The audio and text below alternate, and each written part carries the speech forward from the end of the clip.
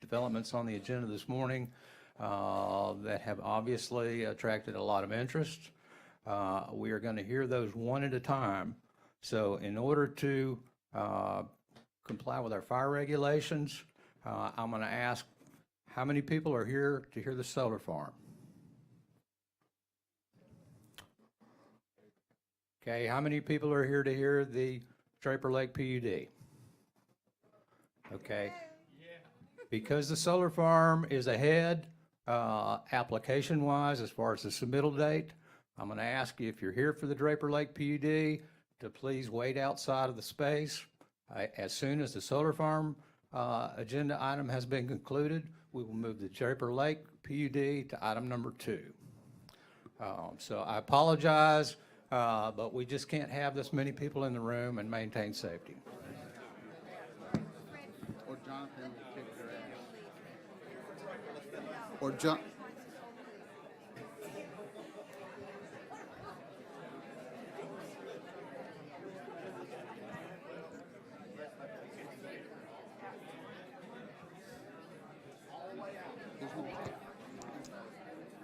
There's no light on. Fine seats. We might have been hard pressed. All the way out. All the way. Can't be in the hallway. Are you on the... See, I'm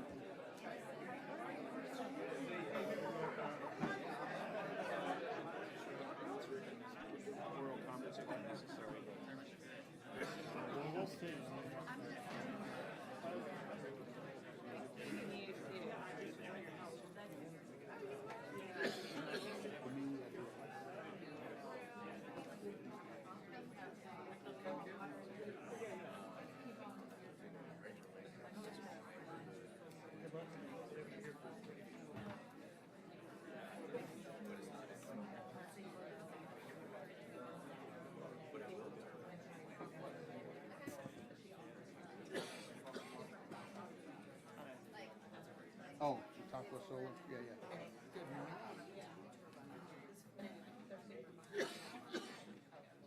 It's very last. It is last. Yes. It's number 14. We're going to take these two out of order due to the limitation of the room, and then we'll take the rest in. Jonathan's.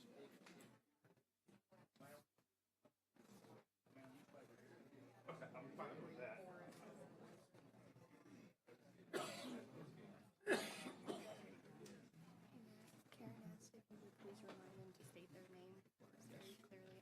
After There's a lot of people. We want to make sure we don't miss it. All right.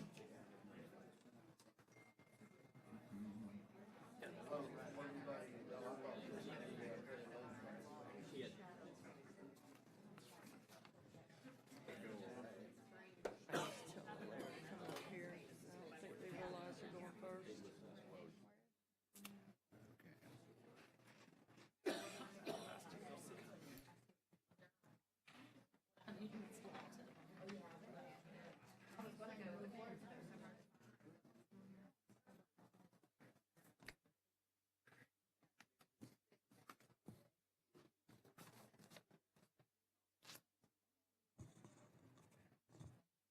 Karen, are you ready?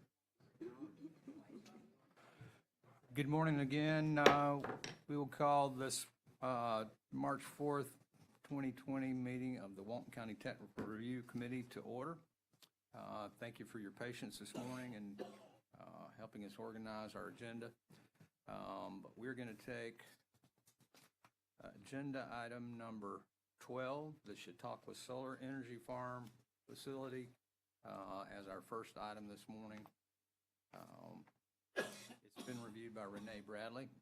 Renee, if you could briefly introduce it for us. Yes, sir. This is a major development order application submitted by the Planning Collaborate on behalf of Gulf Power requesting to develop a solar energy facility on 867.88 acres with a future land use and zoning of large-scale agriculture and general agriculture. Property is located approximately 3 miles east of Highway 331 North from the intersection of U.S. Highway 331 North and State Road 2A and is identified by the parcel IDs in our packet.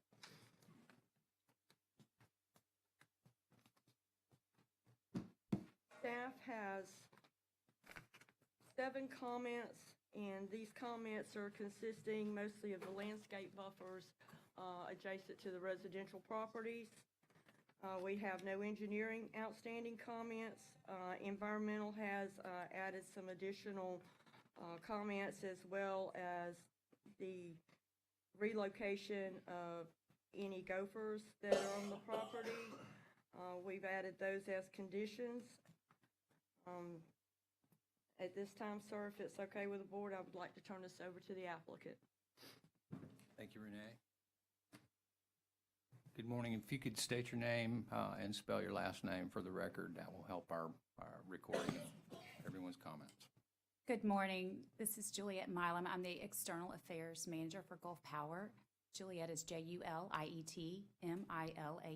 And along here with me, we have Alara Mills, our planning consultant, Brennan Eckert, our project manager, and Shane Buffington, who is our engineer, and then Dana Matthews, our legal counsel. I'm going to let Alara update everyone on the project. Good morning. My name is Alara Mills-Gutcher, ALLARA MILLS-GUTCHER. I'm a planning consultant. I am a certified land use planner, and I've been retained by Gulf Power to help them with the development order process. This is a development of approximately 867 acres for a referred to as the Chautauqua Solar Energy Center. It is north of Defuniak Springs in unincorporated Walton County, north of course, north of Highway or Interstate 10, along State Road 2. We are requesting a development order and are going through the major review process for the entitlements to begin construction. It's my understanding that we're here to discuss the comments that were issued by staff and make sure we're clear on the requirements that you are going to be looking at as you forward this to the Planning Commission. So if we can turn to page 6 of 10 of the staff report. The planning comments dated January 14th and revised on February 26th. I'd just like to go through those if that's acceptable. So the first comment we agree with. We are okay with revising site plans that depict the surrounding single-family dwelling uses, and we can supply that to you at our before the next meeting. We also agree with number 2 to clearly identify adjacent residential parcels. We can do that on the site plan, and we can revise that and upload that into the portal. We're also okay with number 3 on showing the landscape plan that will remove the topo, so that's easier to read for staff and the residents. We are also okay with number 4 to demonstrate how vegetation will be maintained. We can supply a narrative on how that will work. Number 5 is our question that we just want to get clarification on, and this has to do with the setback from the property line and the required buffer. It looks like that you're okay with us setting back 150 feet from the property line, and this is something that we developed after a citizen input meeting that was held in late January. We heard comments from the residents that they would prefer 150 feet setback from the property line to have more of a clear distance between the use and their residential homes.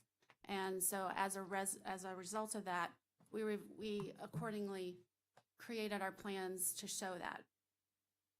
What we don't understand, and we have different correspondence from staff, is whether or not that 25-foot vegetated buffer will be required in addition to that 150-foot setback.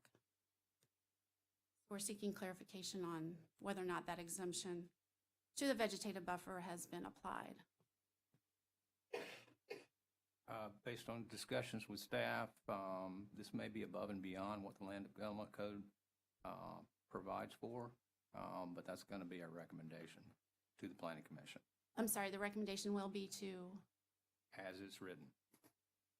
So to clarify, would be to have the 150-foot setback And the 25-foot. and the 25-foot buffer? Adjacent to residential homes. Okay.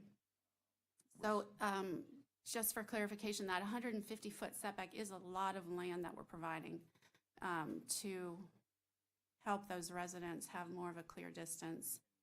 I do appreciate that, and we appreciate that gesture, but it's my understanding that that land has virtually no vegetation because it's been in farmland. Correct, it is Typically, that a 150 ranch. foot buffer would be a circumstance where there would be significant vegetation that So, would remain undisturbed, but we don't have any in this case. for clarification purposes then, if we did not provide that 150-foot distance, we would still be required to put that buffer in either way. Yes. But we're not wavering on the 150-foot buffer. We want both of them. Okay. Now, granted, that does appear to exceed what the code Requires. provides for. But the county commission does have the authority to grant larger buffers or prescribe larger buffers than the code requires. And this may ultimately be their decision. So for process, this is a recommendation to the planning board, which then turns and makes a recommendation to the county Yes, commission. ma'am.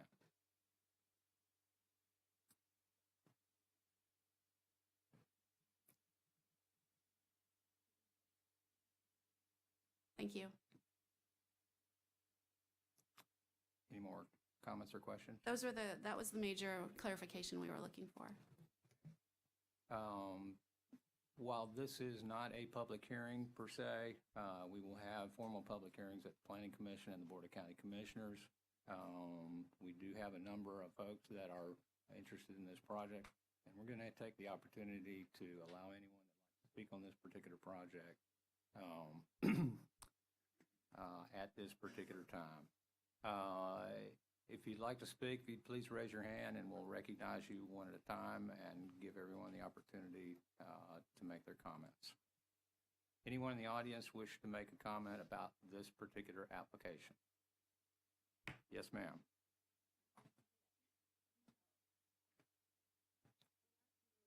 If you could come to the podium, please. All of this is being streamed live on the internet. It's also being recorded for everyone's benefit.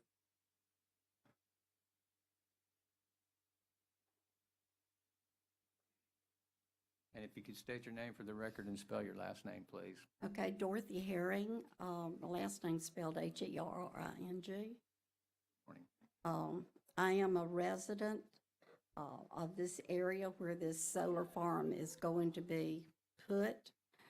As a community, we are very upset about having this brought in. Most of us chose this area because it is an agricultural area. It's open space, it's made of farmland, and we're very upset that an industry such as Gulf Power can come in and put something like that in the middle of agricultural land, when we as property owners are only allowed to have one house every so many acres. We're only allowed to have sell 10 acres of property at the time. When my son was going to build a house across the creek, we had to go through all kind of rigmarole because the parcel that we were going to let him have was 9.4 acres of land. And so we had to go through all kind of hoops to do that. But on the other hand, this property that they're proposing to put this solar farm on, it is, I don't know the technical term for it. I wish my son could have been here, but the scheduling of the meeting, he had to work in Orlando this week. The land, the way it is shaped, it causes massive water runoff, even now. I believe Miss Renee and I believe somebody from Dewberry was out there looking at this project. They thought that the water looked like on the map, that according to their maps, the water was running uphill. All of us know water does not run uphill. We would like to have had a little more time because we have asked, I think it's called the EPA. They're supposed to be coming out in the next week or two to do a site visit on this property. And we would like to ask you to hold off on sending it up until they at least come do their study. We are concerned about the buffers that goes around the homes. I have several grandchildren that one day might want to build a home there. And if the vegetation is only going to be around the existing homes, then we've talked to GovPower, and GovPower said no, they would not come back and add additional buffering if another home was built there. And so we're concerned from that standpoint. We're also concerned there is a lot of wildlife in our area that has not been addressed. At the time of the site visit, when they looked at this, there was only the bald eagle and the, I think the tortoises that y'all alluded to. The bald eagle people have not, or fish wildlife has not even got a permit from them concerning the bald eagle. And that was as of yesterday. And we also have, and I cannot think of the technical term, but the big red woodpecker that's on the endangered list also lives in our area. It has been spotted at Roland Wilkerson's home. It has been spotted at David's home. Miss Morgan that lives just up Harrison Road also has pictures of it. So we have another thing. We have fox squirrels in our area. We also have a lot of deer in our area, and we're concerned about that. Where are they going to get their food? As a farmer, and we provide crops for our cattle, but last week, and even yesterday, we came in from being out for a few hours, and there was like 15 deer on our coastal patch. So when this is taken out of grazing for cattle, the property owners in our area are going to be overrun with wildlife trying to survive. And that's what's happened by us having so much of the wildlife in our area, is everything has developed in the south end of the county. So all these animals have migrated north. And so we're really overrun with animals right now. And it's going to put a burden on us to supply the feed and the grazing we need for our cattle, and also having to take care of all this wildlife. Let me see if anybody else got anything else that they want us to add to this. But we are concerned about the watershed, number one. That's probably our biggest thing, and then the wildlife in our area. There's someone else I think that would like to address y'all. Thank you.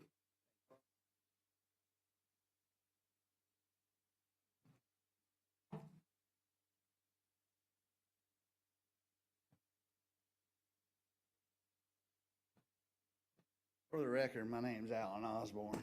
I'm looking up this board, Tell your last name, please, Mr. Osborne. OSBORNE. I don't see any of you that were at the comp plan in '96 when I went to the meetings to have it adopted. That's just what it was. It was a plan, and y'all don't follow it at all. You don't care. You're going and doing a land use change, and all those people bet their life savings. No, on it. sir, we are not doing a land use change. Please don't interrupt me. That's an agricultural area, and you're putting an industrial type of thing. And I will state my opinion. If you don't like it, Mr. Carpenter, please don't interrupt me. You would restrict That's your an- comments to that is- technical comments, Mr. Osborne? That's what I am commenting on. You're talking about buffer zones and a development order. They don't enforce that now. They keep telling us it's a civil issue, but it's not. It's part of the development order. And these people will be pitted against Gulf Power if they have a problem. If it was supposed to be agricultural land, a power center is not that. Technically, it is not. It's just big industry. And you're taking areas that we said that this was going to be our agricultural areas in this county, and you're changing them to something else, which is what happens every day in this county. Probably 3,000 changes to this stuff has happened since '96. And we wonder, the technical issues of this are the impacts it has on resources. That's what the technical issues is. The technical issues are what these people say they are that'll have to deal with it. It's agricultural land. A power production facility has nothing to do with agriculture. And that's why you should deny it, because technically it's nothing like what the area is supposed to be. And if we continue to do this, you people that live in this county with us won't have much of one. Look what's happened in the South. If you keep doing this, you're going to do it to that part too, and we'll have nothing left.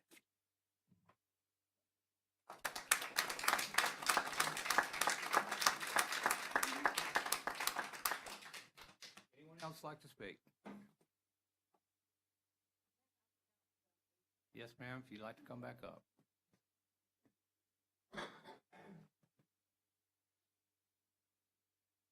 I used to be used to this a long time ago, but it's been 30 years since I've had to do any of this, so I'm not used to it. One of the other things that we're concerned about is property owners.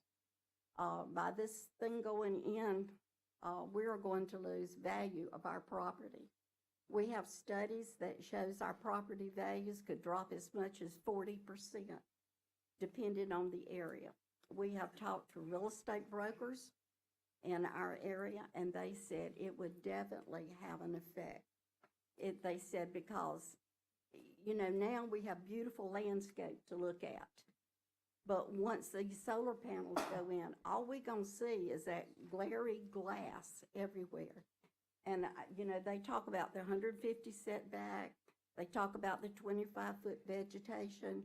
But since this place is on a hill, this is still going to be visible to all of us. So therefore, it will affect our property values. And we feel like that's very unfair of the county commissioners to put something in that will affect other people's property values as much as this will. Because if you're within so many, I think it's like 300 feet was they had 100 foot, 300 feet. And if you're within that margin, you could lose as much as 30 to 40%. Yes, ma'am. Have you presented any written evidence to that effect? I believe I sent something. I have where the properties are affected, but I don't have anything in writing that says what that percentage would be. You're welcome to submit whatever evidence that you think might support that. Oh, okay. Well, I thought I had, but I will definitely send that to her. Thank you. Welcome to go through my emails. Yes, sir.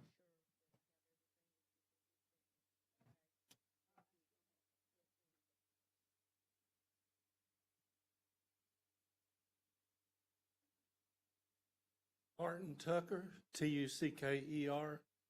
I'm a farmer, and I lease around 250 acres to farm from these people that are here today. And my concern is, and that's about 25% of my income of my farming operation, and I'm concerned about how it's going to affect my crops that I'm growing, because the biggest portion of this property through the FSA office is considered highly erodible land. And I know that the water sheds off onto two different properties that I farm, and I'm concerned about that. And, how it's going to affect my crops. With all these solar panels out there, are my crops going to produce like they've normally been doing over the years?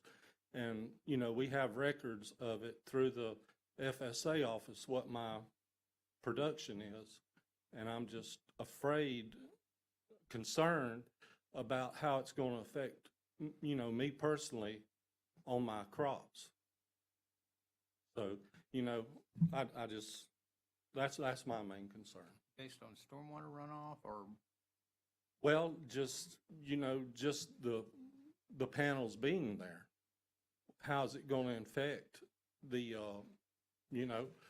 crops growing correctly and producing up to standard to what I'm used to? Thank you. Yes, ma'am. Jane Rowan, Rowen. We live right next to the property, and we retired and built a home out here 11 years ago. We have an acre of my sister's 100 acres. It's all done in beautiful white fencing. We have a beautiful home and we built to live out away from everyone and have this beautiful view. I agree with everything else, with the water, everything that's been said already. But we have a beautiful home and a pool, and that is our view, is Herman Walker's, where his beautiful land is, where his beautiful cows are. That is our view. That's why we bought there. That's why we built there. Now, that is going to be our view, is sitting or looking out of our house, and we are going to have a solar farm.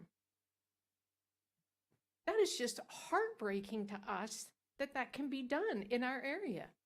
Go build somewhere where there aren't residential homes everywhere. We have tons of land. It's like, how can this even possibly happen? We're just totally at a loss. And we would sell our place? We can't sell our place. We actually have a mortgage on our place. Now, if we sold our place just to get out because we don't want to live there anymore with that, of course we have to disclose that they're putting in a solar farm. Okay, but then we wouldn't even get enough money to pay off our mortgage on our place because of this. This will cut it in like 40% is what they're saying, what it would be worth. We were going to live the rest of our life in this home. Thank you, ma'am. Anyone else like to speak?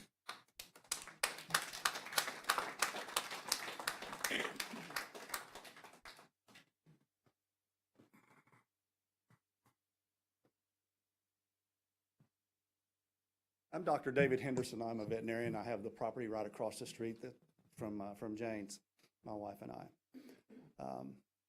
It's heartbreaking that they can put an industrial power plant across the street from everybody has homes, animals. We have a equestrian facility right across the street from us.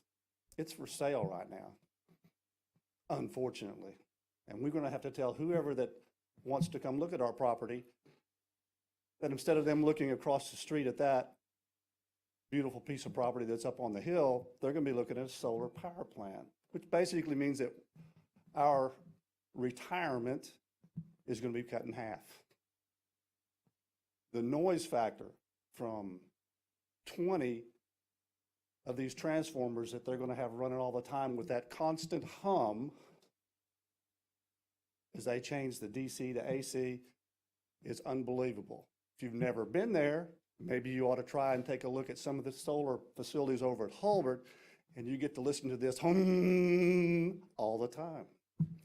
The degradation of the cellular service, that we have poor cellular service anyway, but the degradation of the cellular service, the satellite service that we would have for our TV reception, all going to be reduced.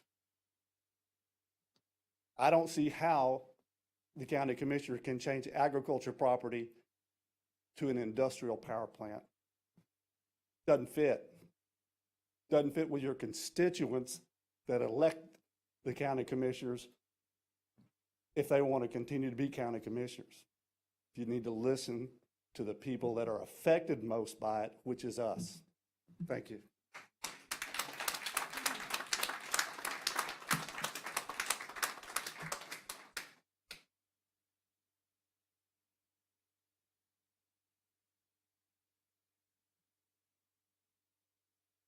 Good morning. My name is Daniel Herring. I'd like to go on record to say I'm against the rezoning of this property. I have just built a home on Price Road, which is about half a mile from where this is proposed going in. Born and raised here in Walton County, went off to school, could have moved anywhere in the country, decided to come back home. Decided to live in North Walton County where I was born and raised, and I'm trying to raise more families there. My family there. And I do not want an industrial power plant half a mile from my home. I'd just like to go on record and let everyone you know I'm against it. Thank you. Thank you, Mr. Herring. Could everyone's attention, please? The purpose of speaking right now is to offer technical comments and pose technical questions. There will be a time for the sentiment of, I don't like it in my neighborhood, at the Planning Commission and the Board of County Commissioners. What we're here today is to gather competent and substantial evidence that either supports the project or does not support the project. And if it does not support the project, we're looking for particular instances of the Land Development Code or the Comprehensive Plan where you believe that there's an inconsistency. Just to clarify that, there's going to be plenty of opportunity to voice your personal opinion and tell just how much you do not like or do like this particular proposed development. But let me clarify something. This board here is not advocating this project or opposing this project. Our responsibility to the public is to review their application and compare what they're proposing to the regulations that are in effect today. And that is our job, and that is what we will do. Now, we're going to give everyone an opportunity to present whatever evidence either for or against the proposal. That, I guarantee you, is going to happen. But please understand, we are not advocating this project, and we are not opposing it. That is not our role. Our role is to objectively review the evidence that's presented by the applicant and the evidence presented by anyone opposed, the evidence presented by our county staff, and reviewing the development against the regulations that are appropriate. So again, if anyone else would like to speak, we'd be happy to hear from you. Yes, ma'am.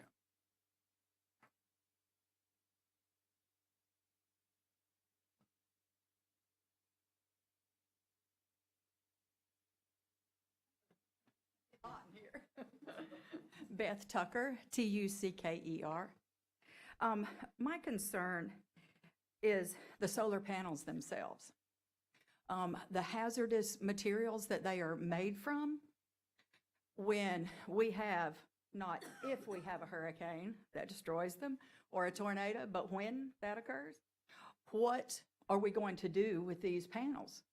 Who's going to take care of the debris? And at the previous meeting, I asked Gulf Power that question, and they said that they would be responsible for cleaning up.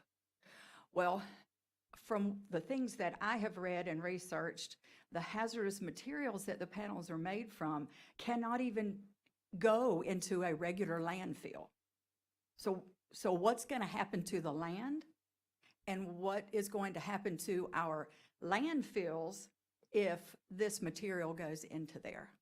So that is the concern that I have, because we don't really know, and everybody that has them, according to what I understand and what I read, the powers that be in the government haven't really even come up with what to do with them. And we know that they have a lifespan of about 20 to 30 years, according to what I've researched. So it may not impact us directly right now, but in the future it will. Kids, grandkids, so forth and so on. So the concern that I have is about the materials themselves, the cleanup, what will it do to the land when those natural disasters occur, and that's my concern. Thank you.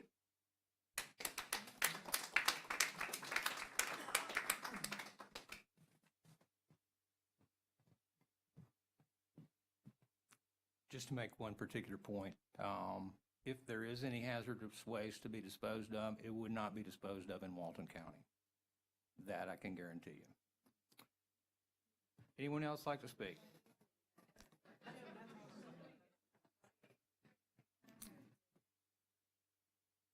At least not legally in Walton County.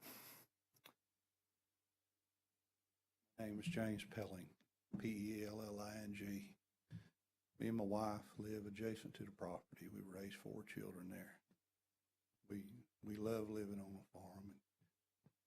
I'm also a ham operator at KD4BWQ. We offer assistance in disaster situations such as hurricanes and things like that.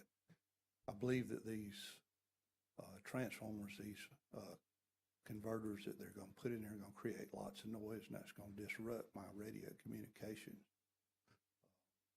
like the other gentleman said, it won't be just radio, it'll be television and then cell phones and things like that that I have concern with. I also have concern about the water runoff. If, to give an example, if you put a shed out on your property when it rains, you know all the water runs off the sides of the shed. And it doesn't soak in the area where the shed is set at. That area stays dry. Water runs off in whichever direction the lowest part of the property is. So the same way being with a solar panel. Solar panels, these panels are going to tilt and move and all this in the direction as the sun to gather this. When it starts raining, these panels are going to shelter that area underneath them. That excess rainwater is going to have to go somewhere. It's not going to go back under the panel, I don't believe. I believe it's going to cut trenches in the property. It's going to cause erosion. It's going to cause the land to not be used in the normal state like it is right now. They're not figured on putting any retention ponds there to help soak up the water. This land is very, very,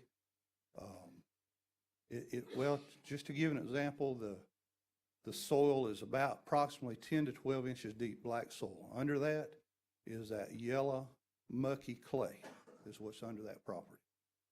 And so it doesn't soak water up very well, so it's going to naturally try to run off and go somewhere. The county, I don't know how many years back it was, the road coming in on the eastbound side, it'd be the east and south corner of that property, that road before they paved it, the county actually had to come pull my wife out of, after hard rain, out of the road right there so she could get back home. Well, since then, the county realized they had a problem. They come in and put culverts in there and they put sod and stuff like that in the ditches and put rock and all that to try to stop this from happening. Well, if you can picture that, just that little section of road happening that way, I don't know what the intentions are for Gulf Power in trying to, since they already told me at one meeting they weren't putting any retention ponds in. So the water's going someplace. And is it going to be the county's responsibility to take care of the excess runoff as well? And another thing is that this property is the best farming land in Walton County, Florida, 800 and some odd acres. We're taking that out of the farming portion of our county. It's going to cause our agricultural to decline because we're going to put it in industrial use. But I mean, I have concerns with lubrications that are going to be used on these solar panels because they're going to be moving in back and forth, the maintenance of them as well. I don't think we're going to receive any jobs for Walton County. What I understand, a lot of it's going to be outsourced. Even the maintenance of the grass and stuff. What are they going to do about, how are they going to maintain the grass around, or the weeds or whatever? Are they going to spray it with poisons? Or are we going to have poisons running off into the creek on a regular basis? Are they going to have somebody out there with a weed eater? You know, over 800 acres. How are they going to do this? You know, we hadn't been told all this. There's a lot of concerns. And, I mean, I'm not going to waste a whole lot more time, but I would appreciate if you guys would consider that for all of us. Like the lady said, we got a beautiful view there. We moved in a farming community. We love where we're at. It's our home. And we obviously want, if they put this in here, if we want to move, we can't sell our property for enough money to move off somewhere else and start over. And at 59 years old, that's not really what I want to do. You know, I just kind of want to live my life out here and not have to worry about having an industrial power plant move in next to me here where I'm going to hear all kinds of noise and things. But anyway, thank y'all. Thanks, sir.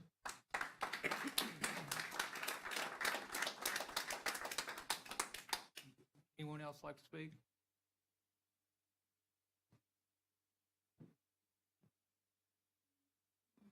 Yes, sir. Ronald Heron, Herring. They talk about the water runoff. I've lived there all my life. I'm 72 years old. I chose to stay there because that is my home. That is, and due to my heart that I want to be there. I could have left too, but I didn't. And I even added land to it to my father's place because he was there before me. So this just totally erupts a beautiful neighborhood by putting a solar farm in there. The other thing is that water. If you look at the topo furnished by the ADA, there's a crown right in the middle of that property. According to what I was told by engineer, about 60% of that water goes to the east. The other 40% goes to the west. Well, what of it that goes to the east goes in Big Swamp Creek. Well, how's this going to affect the fish and stuff in there, the water that the livestock drink? Because that's my water for my cows to drink. And the other side, the 40%, goes into Caney Creek. Same thing. They all come together down below us, those two creeks do, and they go into Show River. Well, where does Show River go to? Right through Crestview, right on down into the bay.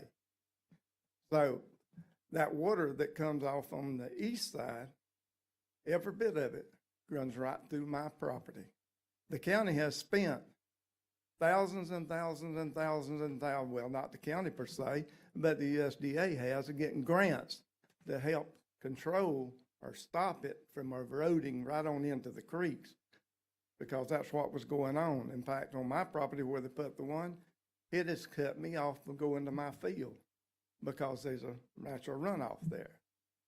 Well, the county has an easement on it to let the water run on it. They wouldn't have got it if I'd had the property before the easement was put there. But anyway, that's beside the point. But the point of it is that there ain't nothing on that property that contain no water except 2 or 3 little wet weather holes that don't contain very little of it. And as far as those panels, when you put those panels out there, 13 by 4 or whatever they are, size, when you put all them in there and stack them in there and they ain't very far apart and they're just running around, that's basically like putting a building on the whole property. Well, what happens there when that water comes off, it's just going to speed it up, like running off on top of a house. And you know as well as I do, when water runs off of my house, if you don't have gutters, it's going to cut a trench right side of your house. That same thing's going to happen out there with that. And besides that, it comes down there on my property. If those things go to leaking, and the hazardous materials that they're made out of, and they go to leaking, it goes into the soil. What don't go into the soil is going to run off down there and come right on my property, go right into the creeks to disrupt our fish life and frogs and what have you. The other thing about these panels, according to a study that we've looked at and got, it raises the temperature, can raise it up to 10 degrees in the middle of the summer. Well, we got hot enough of weather out there as it is, besides putting those glares there to increase the temperature another 10 degrees. And that's going to raise our light bills, trying to keep our house cool in the summertime, besides trying to work out there in it. And so I just don't think that and the other thing about it, this is an industry. It's not an agriculture, because there's not a piece of it that you will find down there in Walmarts or Publix to eat. Well, when you start putting these out there and cutting out agriculture, what you gonna eat? When it starts coming from China and Mexico and everywhere like that, eventually they can say, we're just starving to death if you got all these solar farms out there that you ain't growing no agriculture. So I don't know if any of y'all think you can digest solar panels or not, but I don't think I can. And the other thing is, it's just bizarre. But in talking about that, being it's an industry, anywhere in Walden County, Okaloosa County, anywhere across, if it's an industry, which is something like that, and you build a building, you got to contain your own water on your land. They should have to contain their water if they're going to put that in.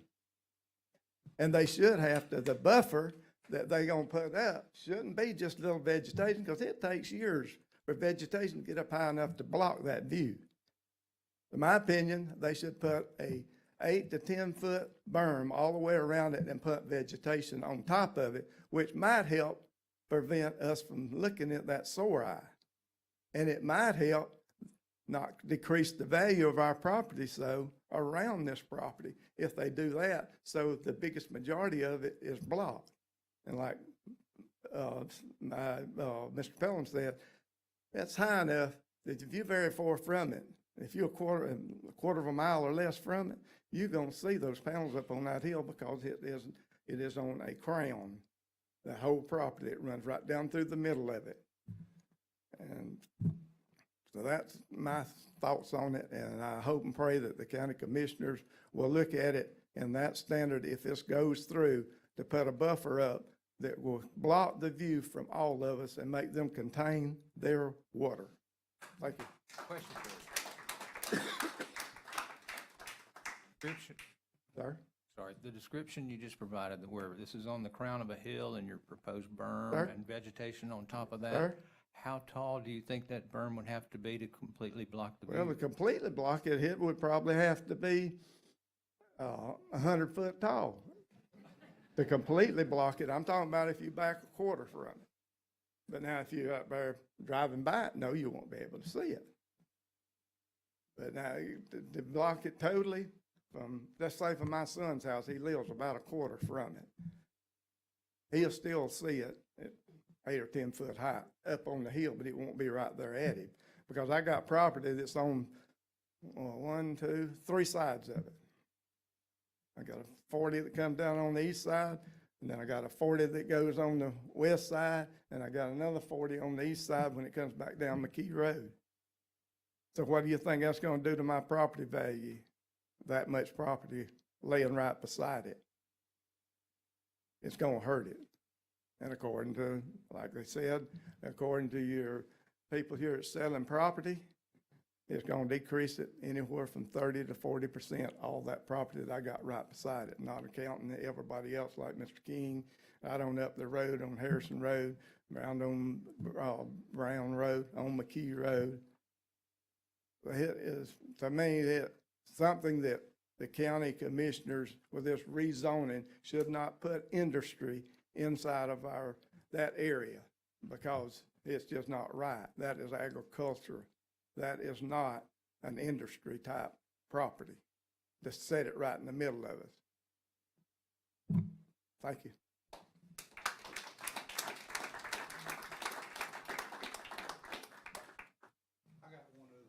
Yes, sir. You can come to the podium. Jamespelling, Pelling. One other thought I got, is I don't blame Mr. Walker for wanting to sell his property for the kind of money they're offering for him, and if it was my property, I might be willing to consider that as well. But the fact of the matter is, it's going to disrupt a lot of folks over here. So a thought is, if we can't come to a resolve on this thing, of course, Gulf Power, we're not going to get nothing. Our county's not going to get anything out of this other than, y'all got a big solar farm up there, in North Walton County. Y'all are keeping up with the economics of the world. That's about all we're going to get out of this thing. But another thought would be, since it is such great agricultural property, maybe the county would consider purchasing the land themselves and building an ag center up there, since it is the best property around. It'd be a good consideration not to remove it and put it in the industrial environment, but keep it in the agricultural environment. Consider doing that and make it a use for the public. There's so many people. This county is building up so fast, and it's going to move further north. And I understand the 10-acre requirement that you guys or the county has proposed to try to keep it from being, impacted down and put so many houses in one spot. We're trying to save that area up there. That's one reason I believe, if I'm not wrong, that this was put into writing. So keeping that in mind, having the greatest property up there, I would really like to see the county step in and help us in that area somewhere enough to preserve this as agricultural property. And I mean, there's grants out there. Everybody knows that the state will help you with grants and things like that to serve the people of Walton County, not to bring in some industry, outside industry that's not going to give us a nickel. It's not going to help us at all. Anyway, that's just a thought I had. Thank y'all.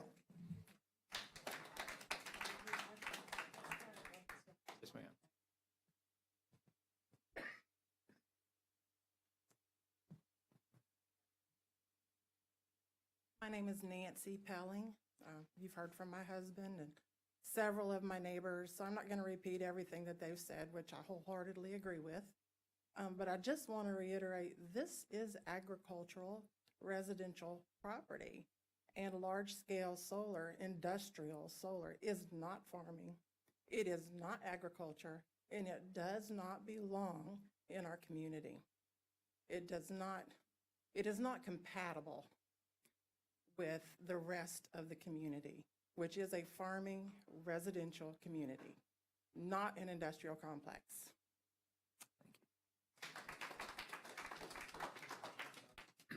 Anyone else wish to speak?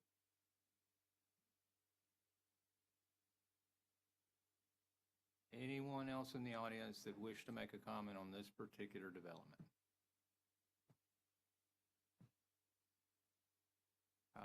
Seeing none, we'll offer the applicant an opportunity to respond.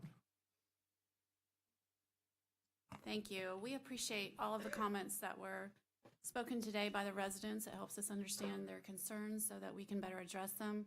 We would request that any evidence that they have gathered that helps us better respond to those comments so that we can address them technically, we would like to receive those so we have adequate time before the planning board to respond.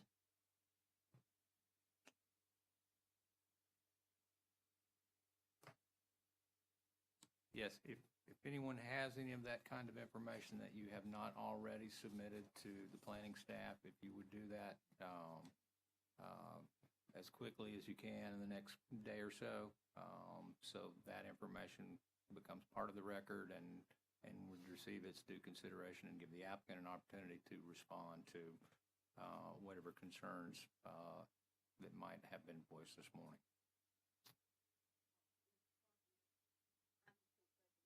Yes, ma'am, if you could come back to the podium here, since we're streaming this live and we want to get all of your comments on the record. Prior to us presenting anything, our group has formed an LLC. We have retained an attorney, and we do not feel like that it would be appropriate for us to share our information with GovPower at this time.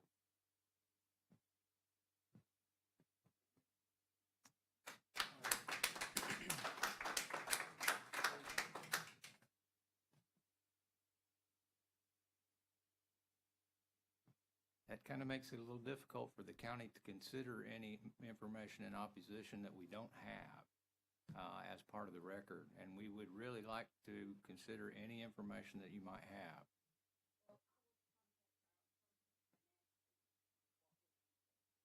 Okay. I would suggest time is of the essence, as you very well know, and we'd appreciate that.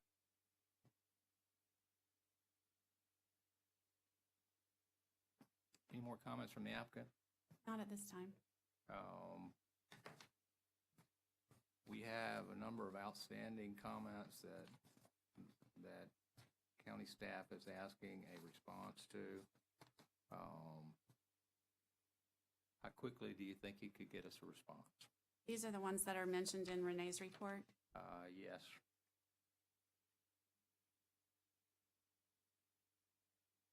By the 13th?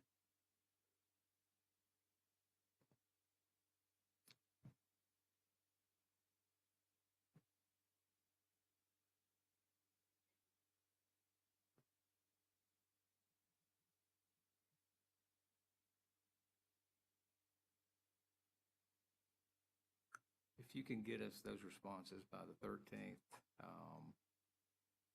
given that we do have some significant comments, I'm going to recommend that we continue this item to the March 18th Technical Review Committee, subject to receiving those.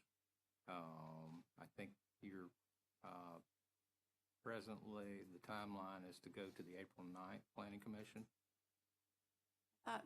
April 9th, okay. Will we still be able to make that meeting? I think we'd still be able to make that meeting. But I don't feel comfortable recommending moving this project out of TRC until we get the response to the comments in today's staff report.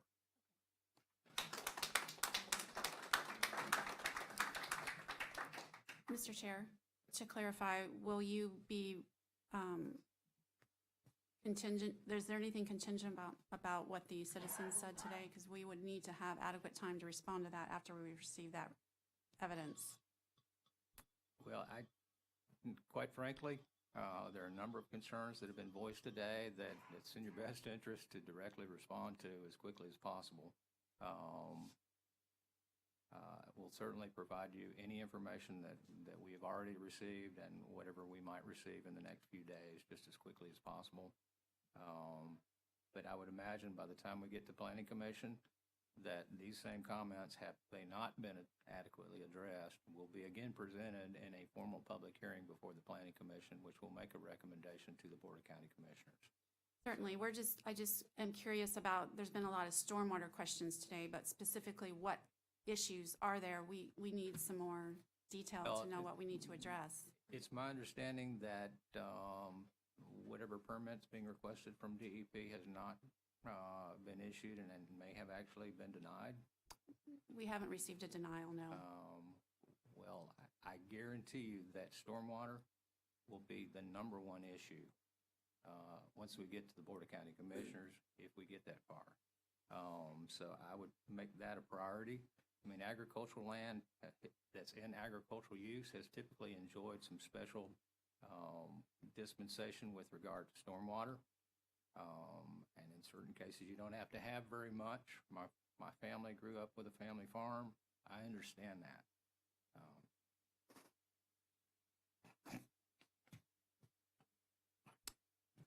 But in this particular circumstance, since we are changing from a working agricultural use to an industrial use that is allowed as a primary use in this land use category, I would recommend that you pay particular attention to stormwater, given the vast number of comments that have been voiced today, and they may not have provided competent and substantial evidence this morning. But once they get to the Planning Commission, I imagine they will be armed with that.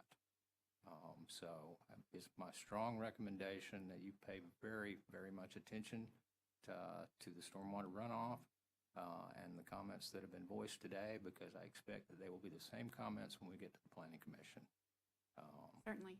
So it's certainly in the applicant's best interest to, as expeditiously as possible, do your best to address these comments. I can add to the stormwater. We met on site and saw some of the concerns that were mentioned today in the areas on the east along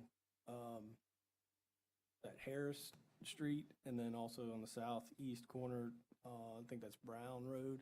So if you want to reach out to me, send me an email or something, we can set up a time to talk about what we did there, and maybe there's some things we could do to help that. Thank you. With that being said, I'll entertain a motion to continue this project to the March 18th Technical Review Committee meeting at 8:30 a.m. in this location. Make a motion to continue. Motion, do we have a second? Second. A second by Sammy. Any further discussion? All in favor, please say aye. Aye. Any opposed likewise?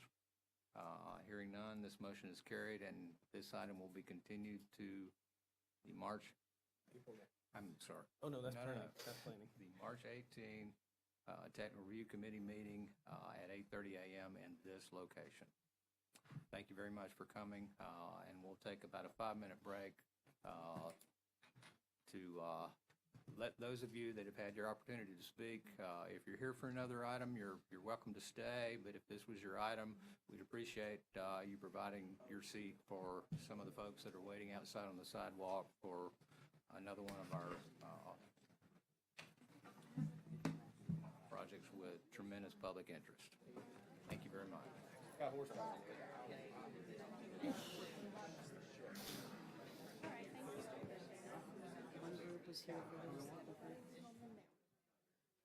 So he said, well, we'll go ahead and do that. So people were really late. Well, when I came in the parking lot, there were people circling the parking lot. I said, oh, crap. Yeah, I parked up the same way. One parked in grass. Yeah, in grass. You got here a little bit earlier than me. Yeah, literally about 5 minutes, because, you know, it was always pretty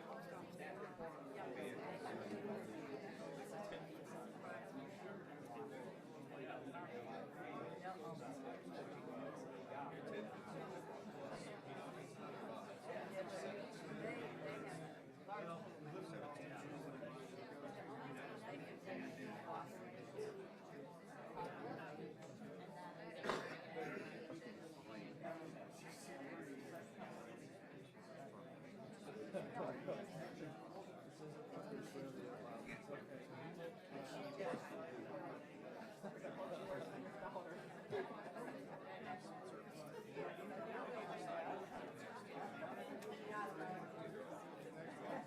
man. You all right?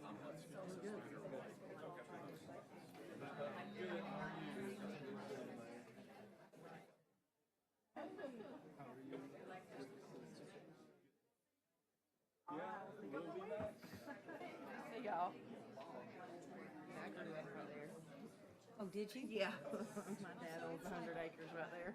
Oh, so it's old homeland for you.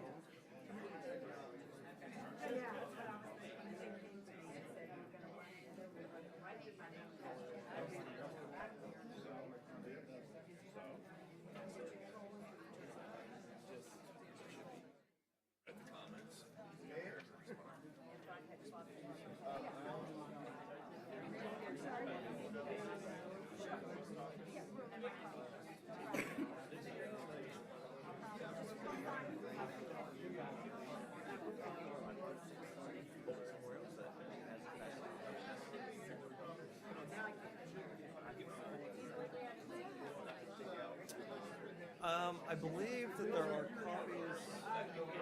This is the, what is this? I don't know what this is. Are you looking for the agenda? Is that what you're looking for? Okay. Here.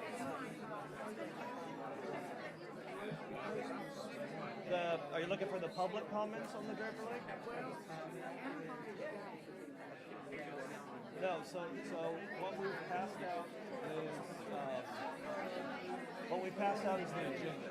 So that's what most folks have is the agenda. Yeah. This is the agenda. Okay, thank you. You're welcome.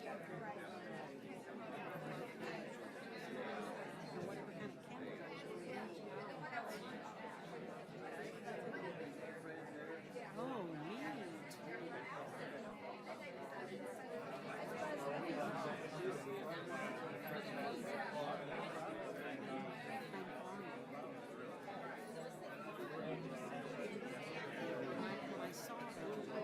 Hey, how you doing? Doing all right? Lucky me. That's right. Yes, sir. Might be a while, but I'll be here. It'll be easier, right? Yeah. What am I doing?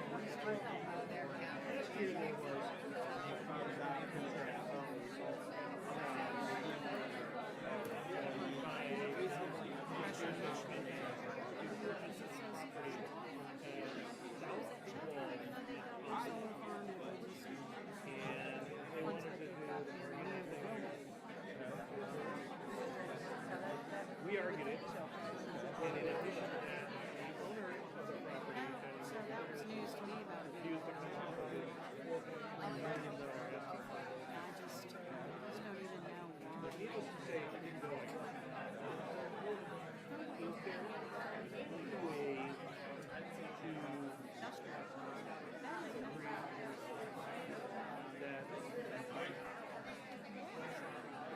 Yeah, I don't see that. our goodwill in working on this audit violation, Yes, exactly.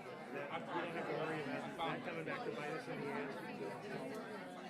So, I mean, it's possible. I would have to familiarize myself with that previous situation to get any kind of real answers there. But I mean, it's certainly something that we can discuss further. It does have a full name Set on up a it. meeting or something like that. I mean, It's a now that was involved in someone to find it.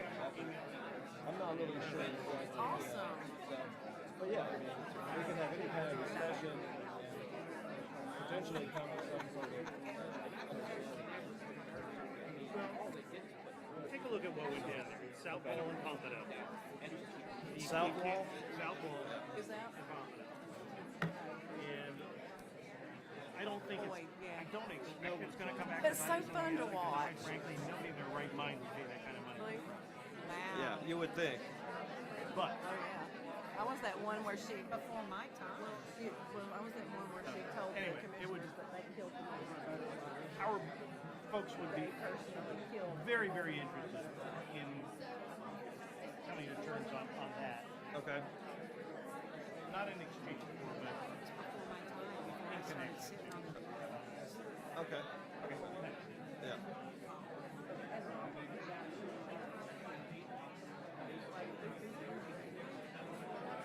Hi. What's that? I suppose so. Want to see something funny?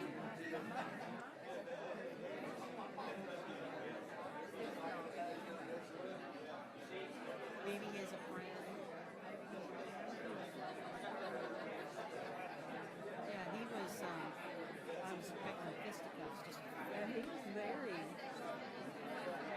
emotional. Yeah, when he was still back there. Good. Got something to say about that. And you know, it's hard for me to be sympathetic to anything going on down at 38. I mean, I really have to say it. I'm not that person either. When I was a kid, it was spectacular.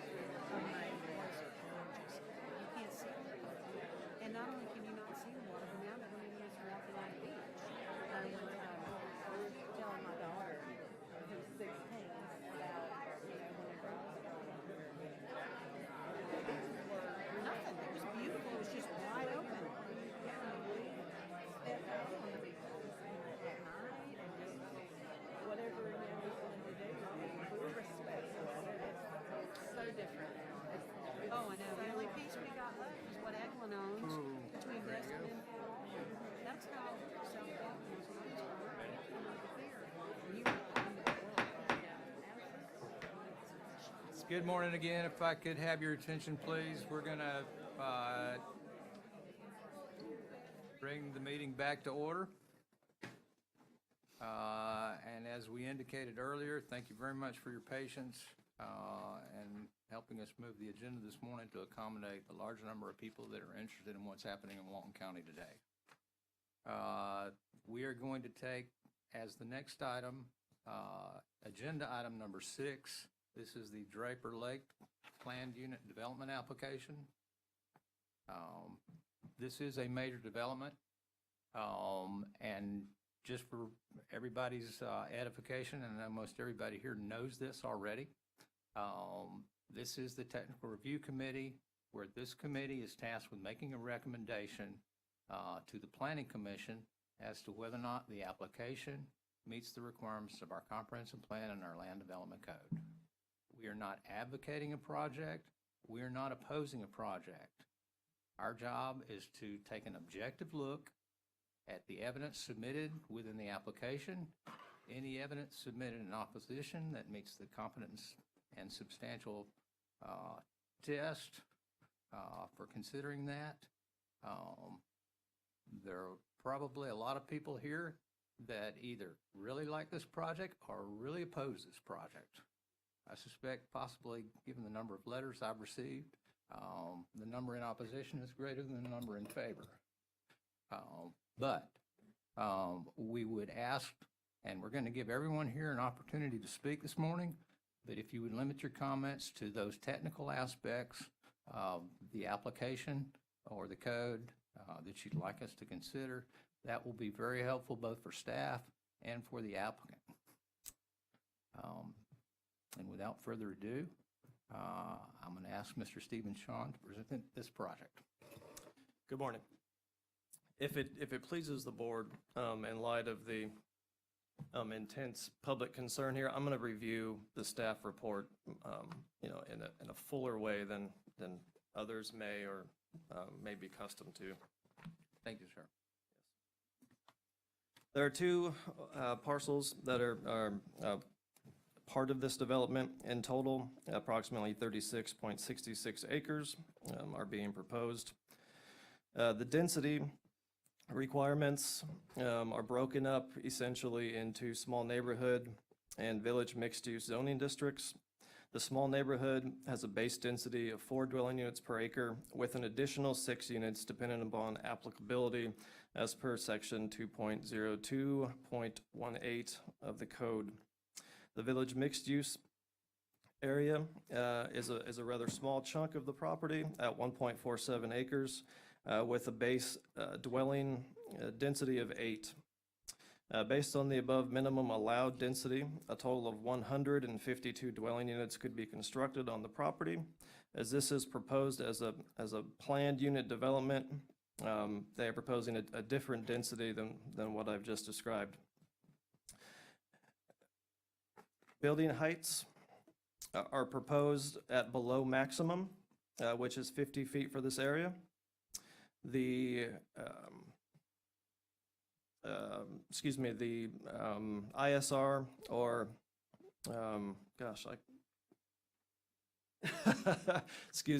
impervious surface ratio is 50% allowed, or is 60% in small neighborhood and 75 in the village mixed use. They have provided in the conceptual plan significantly less at 20.52%.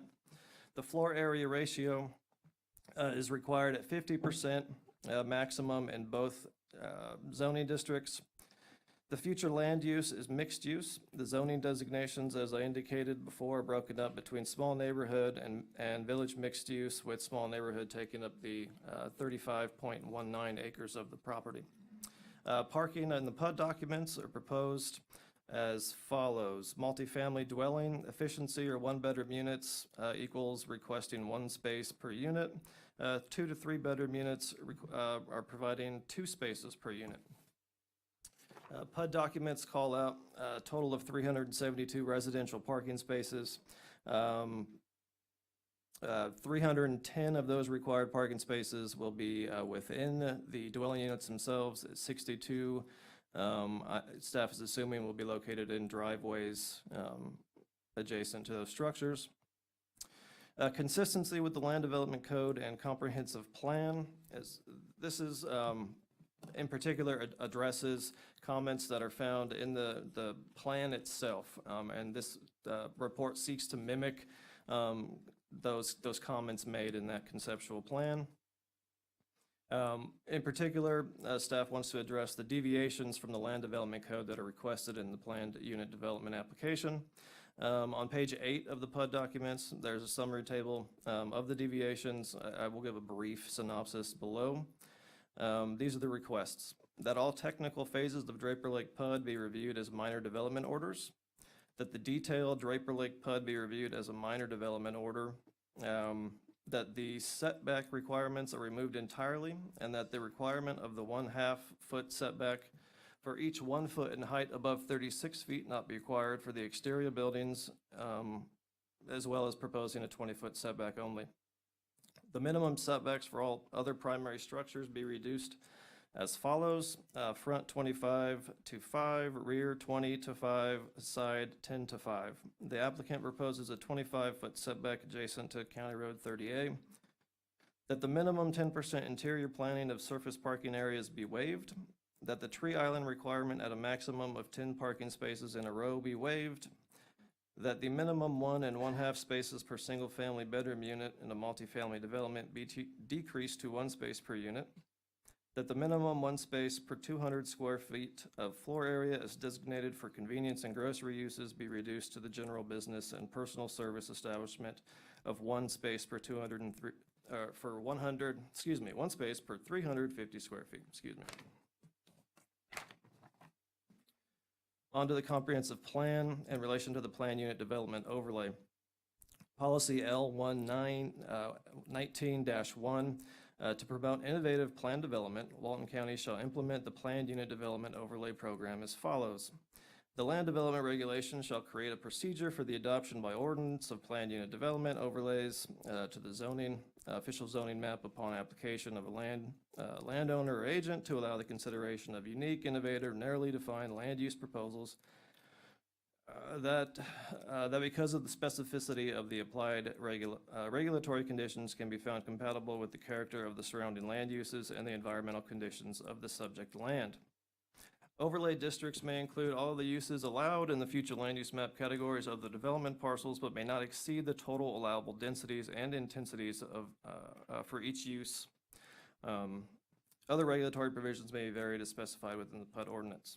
The PUD overlay must include unique design features and other regulatory conditions adopted to promote compatibility and adjacent areas, including but not limited to recreational areas, mixed-use development, buffering, and landscaping.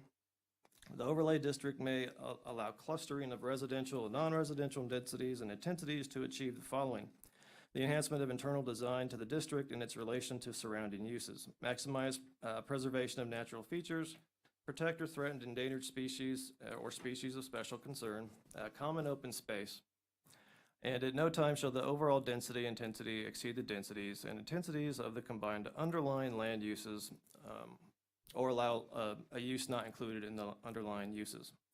In addition to the criteria listed above, the county shall adopt land development regulations which require each adopted planned unit development to address the following: an integrated plan of development, the intent of the specific planned unit development, density, intensity, permitted uses, access and interconnectivity, trip generation, identification and protection of natural environment, the environmental features, open space, buffering, and unique design features. And these were all considered, or staff's considerations in creating the almost 3 pages of comments that you have in front of you.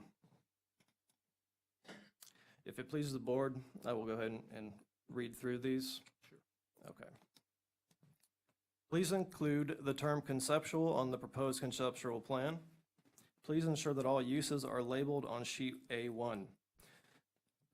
Section 2.06.02A3 requires building heights to be identified within the conceptual plan submittal. Less than maximum is not sufficient. Open space is the amount of the site that is devoted to recreation, resource protection, amenity, and/or landscaped buffers. Sheet A3 identifies the space between the proposed structures as open space. These are not devoted to recreation, resource protection, amenity, or landscape buffers. Please correct the labeling and area calculations regarding the open space component of the concept plan. Please identify all required buffers. Please identify the width of all buffers on the conceptual plan.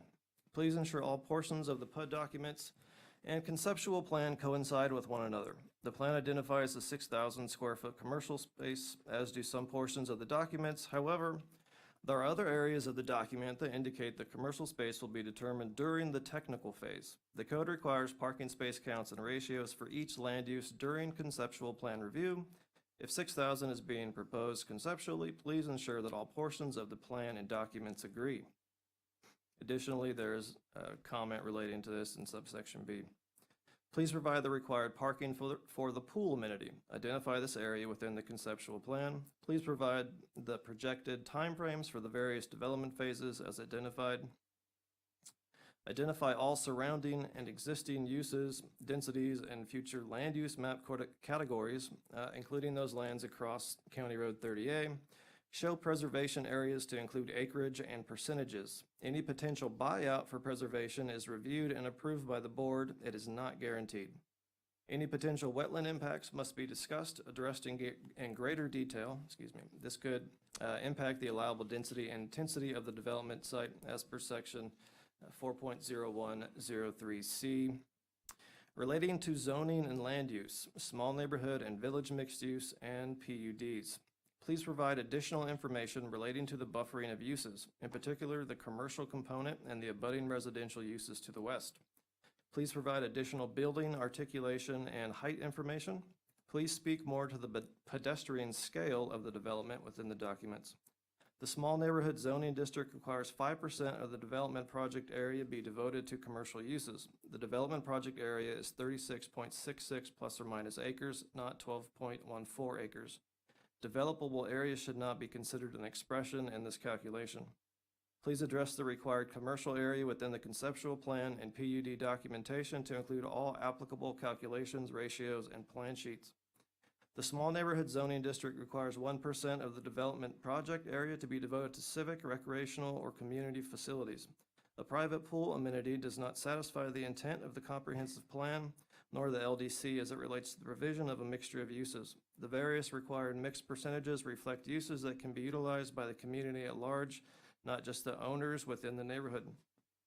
Additionally, the private pool amenity will not count as credit toward the recreational fees due at platting. The small neighborhood district allows up to an additional 6 dwelling units an acre, provided the development includes a mixture of uses, utilizes a form-based code,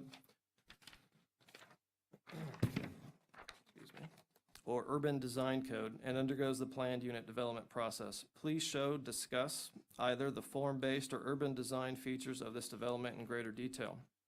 Please show or discuss how the buildings and landscaping will contribute to the physical definition of streets as public spaces.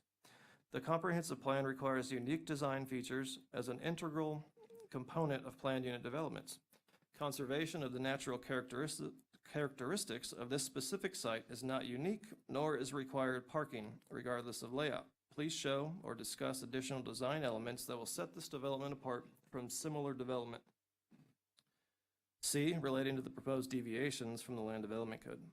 Please discuss in greater detail the requested 0 setback deviation for the residential structures in relation to section 5.00.03A1. Staff has concerns about the height of the structures adjacent to County Road 30A.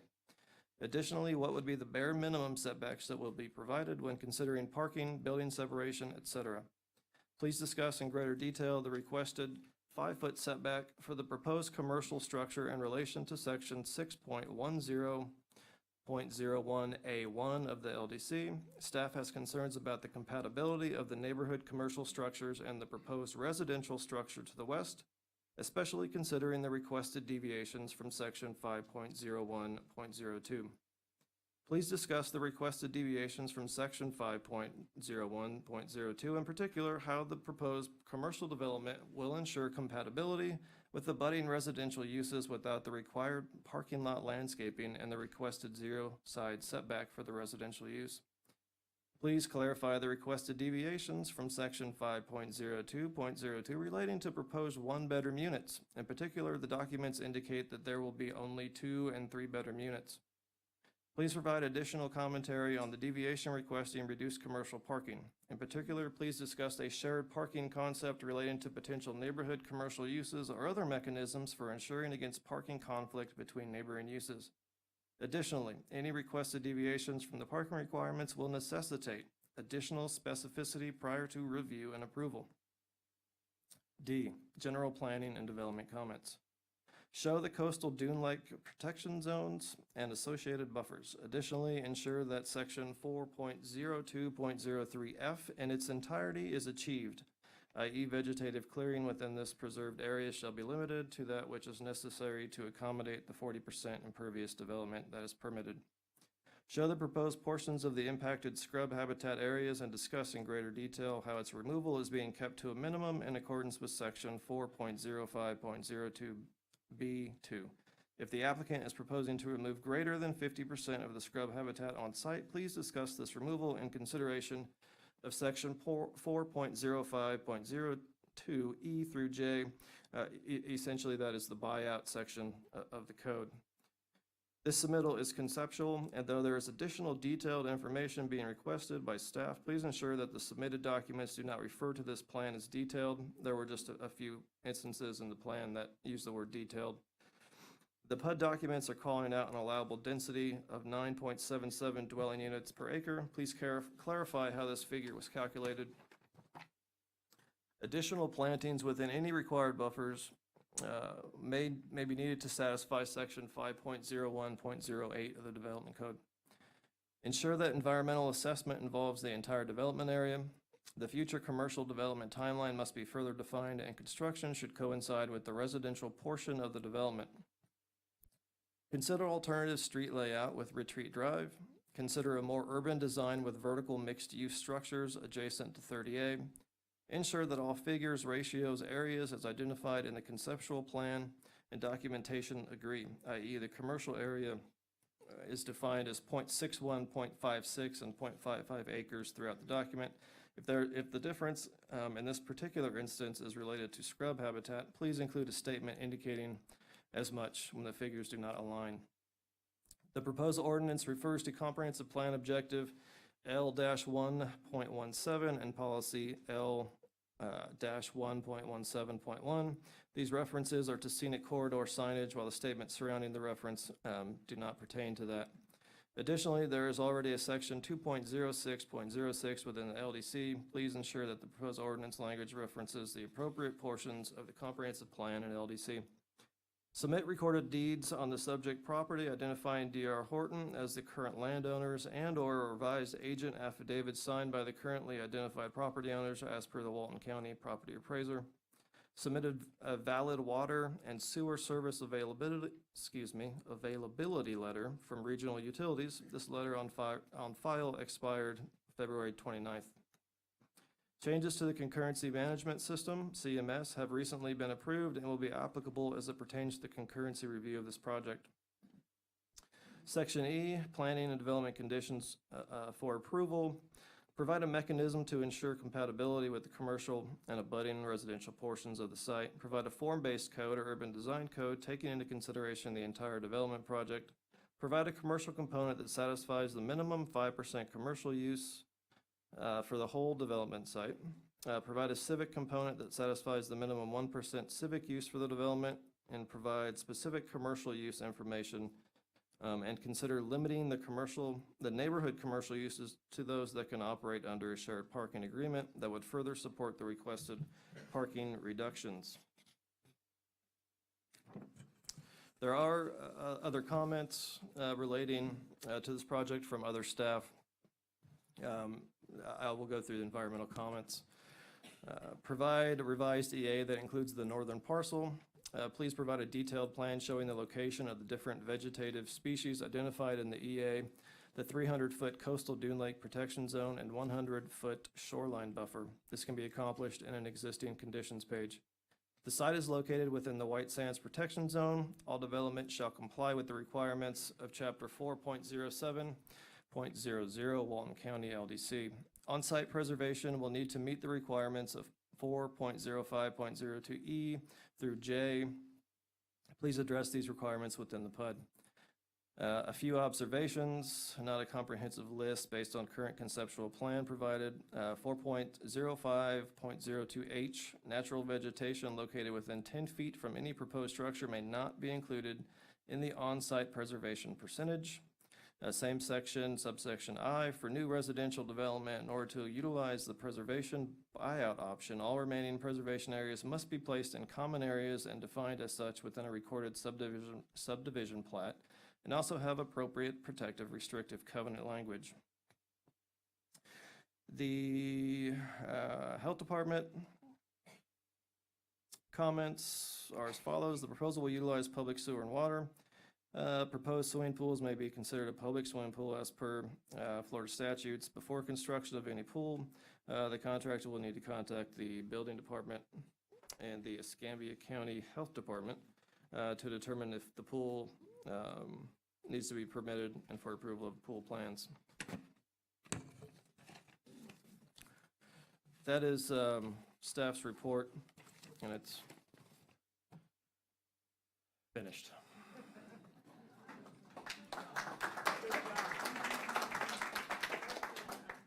Thanks, Stephen, for that very detailed review, and I appreciate the audience bearing with the amount of time it took to read through the comments that have been presented in the staff report. Would the applicant like to speak? Yes, good morning, committee. I'm David Smith with Interlight Engineering, and I'm representing D.R. Horton. And I want to thank Stephen as well for going through all the comments in detail. I'm not going to go through all the comments and repeat it. I understand there are a lot of people here that would like to speak. So just a couple highlights. The units that are being proposed in this location are the same buildings that are at Prominence on the north side. It's the triplex units. I know there were some questions about what was being proposed, and it's the exact same building that's on the north side of Prominence is what we would be proposing in this location. And we have, our goal was to preserve as much of the environmentally sensitive areas on this property and to cluster the development to the greatest extent possible away from Draper Lake, which is what we've done. And that's the reason why we're requesting some of the deviations that Stephen went through that are in the staff report that are also in the PUD document. So I won't go through the comments in the essence of time. My understanding is staff is recommending a continuance, which at the beginning I wanted to say we agree with to allow us to address the comments. We have reviewed the comments. We can address every one of the comments. So I just want to make sure from a technical perspective, we feel very confident we can address the comments. We do agree with the continuance to allow additional time for us to interact with staff. And I understand there's several people that want to speak, so I would like to respectfully ask if I can speak at the end of the meeting. Thank you. Thank you, David. Obviously, there are a large number of people interested in this particular application. Again, this is the Technical Review Committee. It's appropriate to ask any technical question related to this particular development and any aspect of the Land Development Code or Comprehensive Plan, or present any competent and substantial evidence that speaks to the technical aspects of this project. This is a major development. This body will make a recommendation to the Planning Commission. We are not the approval body. The Planning Commission is not the approval body. They will make a recommendation after their hearing and the competent substantial evidence that are presented at that hearing. They'll make a recommendation to the Board of County Commissioners.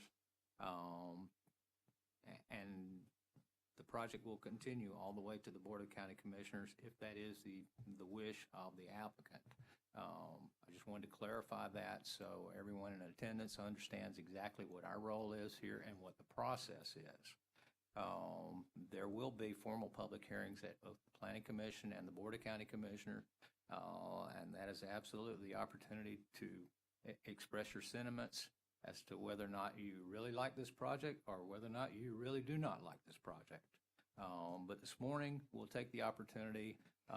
We've got a large number of people here, and I appreciate you bearing with us, but we're going to give everyone that wishes to speak on this particular application an opportunity this morning.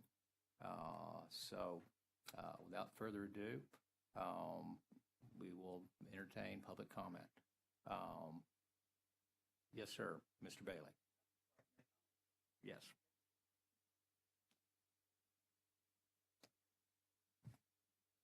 Thank you to the Technical Review Committee and everybody here for being here today.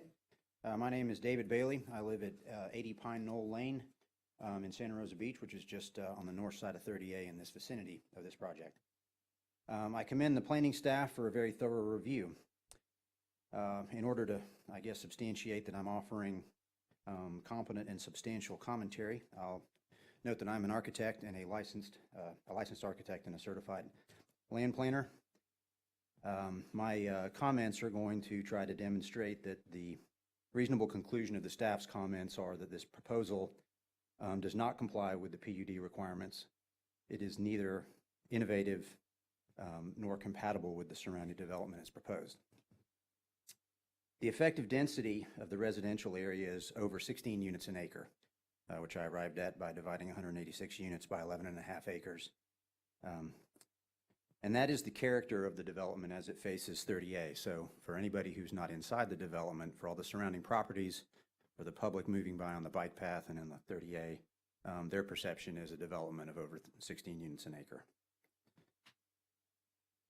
I appreciate and have enjoyed the beautiful shoreline and the wetlands that surround Draper Lake.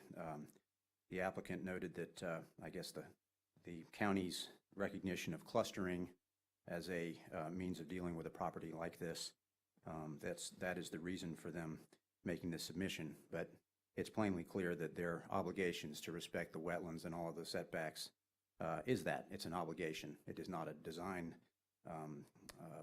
technique that they're using to mitigate the effective density of this property. As I mentioned, I see no redeeming features that justify anything but the standard setbacks of 25 feet on the front of each lot, 20 feet for the rear of each lot, and 10 feet for the side yards of each lot. The applicant, I had come to the conclusion that these were going to be the same triplex units at Prominence North. The applicant obviously has confirmed that. I think hopefully everybody in the room is aware of that development. Again, as a design professional, I would suggest that the frontage of that development along 30A would be best described as regrettable.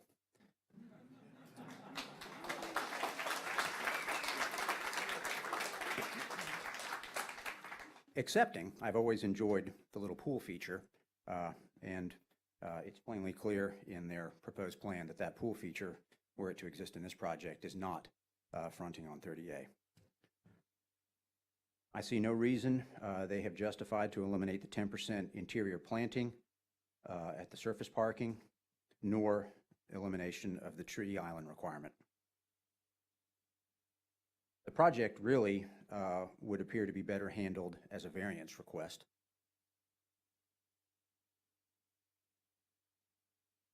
So in closing, it is my hope that the project will not proceed further until all of the staff comments are properly and fully addressed, and then unless substantive changes are made, the conclusion of staff would be that the project should be rejected as non-compliant with the PUD regulations. Thank you.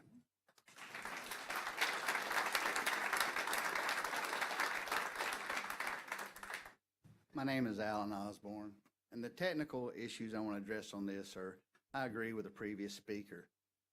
They didn't have a choice. They can't build down by that water, so they didn't go up there and cluster it because they had a choice. You can't build down there by it. It's not optional. The technical issues are this. Look at the impacts on this community.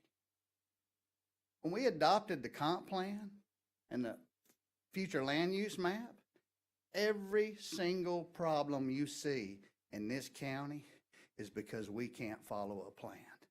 And the only reason that an applicant is willing to make an application that requires this many changes and this many exceptions is because, as you said, you're not the deciding authority, but they're going to use your recommendation, and they're going to use your recommendation of the Planning Commission.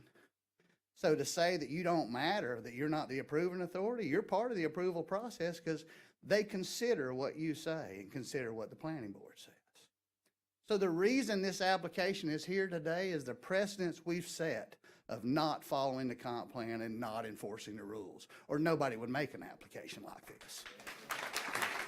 This county has gone to the point that technically it cannot follow the rules, and you see what it impacts to people back here.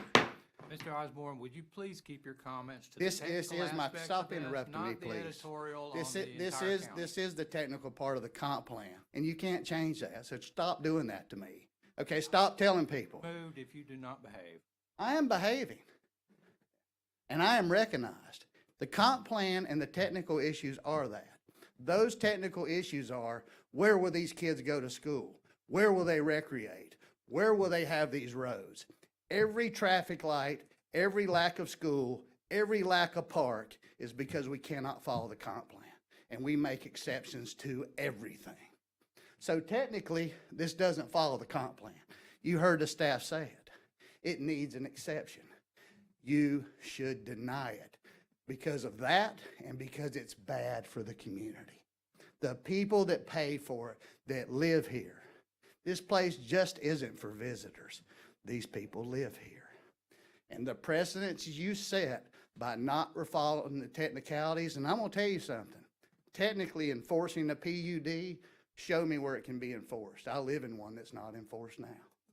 So saying these words on paper, and technically every variation you see here to be enforced by code will require one of these people to report it because we don't have proactive code enforcement. And technically that means the burden will fall upon us to either report it, and if the county doesn't do it, these people will have to sue over it. It won't be the county.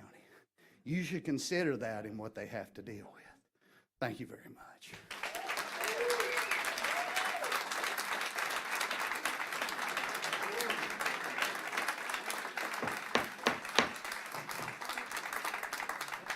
If you please hold your applause to a minimum here. We've got a lot of people that have traveled a long way and have waited a long time to speak, and we're going to give everybody their opportunity to speak.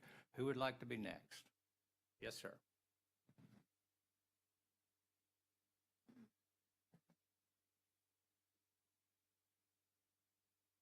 Jeff Wilcox, WILCOX. I'd like to know what's been addressed about the traffic issue. I haven't heard anything come from anybody yet as to how you're going to mitigate the traffic on 30A. 30A is a scenic highway.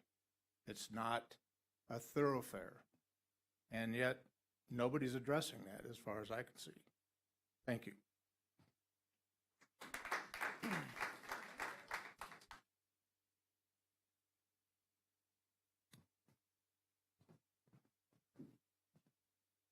Good morning, Steve Linehan, Linahan.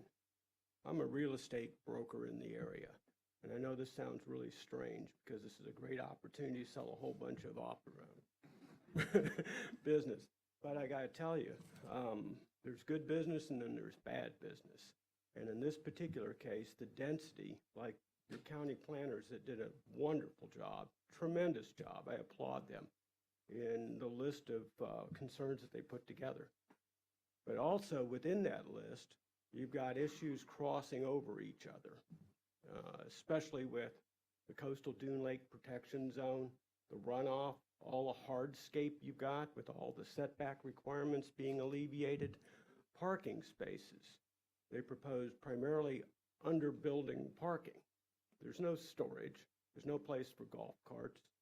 There'll be upwards of 1,000 people in there, tourists in there. It's not a non-rental, it's a rental facility. The roads are narrow. There is no parking. With a 5-foot setback in the front, like being proposed, you couldn't even get a car in front of it, which is what they're asking, for 62 unidentified parking spaces that are not on the plan, and then a 6,000 square foot commercial building with no parking. But yet they want to use parking somewhere within the community.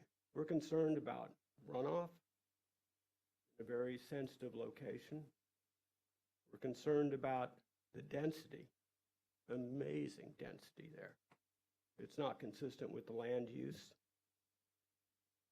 The heights of the buildings, clearly with a scenic property like that, you want visibility to the dune lake and out into the ocean as well. That front's 30A, a scenic corridor, where they want, again, relief on the back. It's going to be just slam-packed in there. They've got I would say, 10 pounds in a 1-pound sack. I'm not opposed to developing. I'm not. I just don't think that's responsible development in a preservation area where we're at. It's a wonderful piece of property, but there's no respect for the environment. There's no respect for the landscape. It's all hardscape that they've proposed. There's not enough runoff protection. They've got a pool in there, but no place to park. We have 3 access points to the beach that are right around that location. Blue Mountain Beach, one right there by the condo that's right down the street, and then over at Gulfview Heights. They're all neighborhood access points with just a few parking spaces. There'll be upwards of 1,000 people brought into this location. You have a traffic problem right now with speeders where you're doing the flashing signs trying to slow people down right in that same location. There's one access point for the residents and one for commercial. There's no place to park, no place to put your cars. And you can see what just across the street looks like if you go into that development as well. It's just a mess. I believe that the county's proposal and what they looked at is very good, and I think that you shouldn't give an inch on that. That's my feeling on it, that you should develop something, but it should blend into the community. And with that, I'll sit down. Thank you.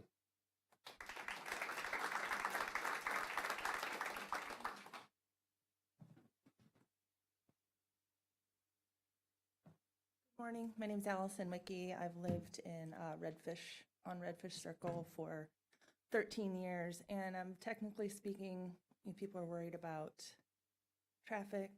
You've mentioned the plants that would be disturbed, but not one person has talked about the animals being disturbed by this. So this area in particular, and especially the way they want to cluster, completely blocks a heavy thoroughfare that I've seen deer crossing there constantly. So where is there going to be any byway for animals to still use this crossing to get down to the reason why we are all here, which is the Gulf and the lakes that only occur here in one other place in the world? That is unbelievable that none of this stuff is ever discussed. We need to protect those. And I sit here this whole time and look at pride, preservation, and conservation, and this project has nothing to do with any of those things. So if there was some talk about the EPA or any animal preservation, that would be appreciated.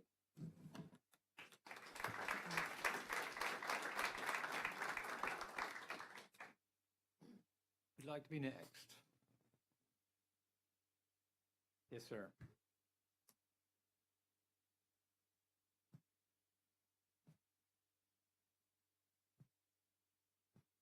My name's John Harrison. I live at the retreat next door, also on the board of directors of the HOA. This project's not compatible with the surrounding area. 30A is already over capacity, as stated in their own traffic study.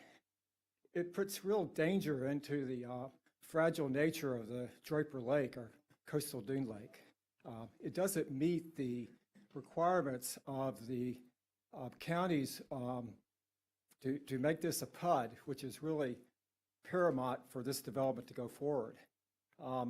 They have a long list of variance requests for parking, setbacks, landscaping, et cetera, et cetera, et cetera. Our request is simple. We don't like the project, but we request you not to approve any variances or any deviations to your own development code or comp plan. Thank you.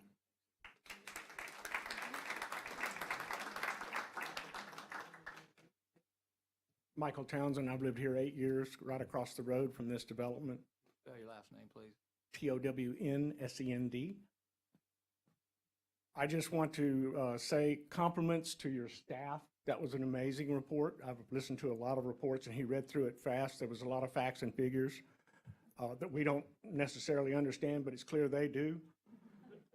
And what they are asking these people to do is hold these people's feet to the fire and deny every variance. Period. You set the code, enforce it, please. Okay? And the results of your action have a domino effect. If you don't hold this company's feet to the fire, you're going to have a lot more trouble. It's a domino effect, and that affects you in your work and making this staff work really hard, and these people knowing they weren't meeting any of those requirements. Thank you.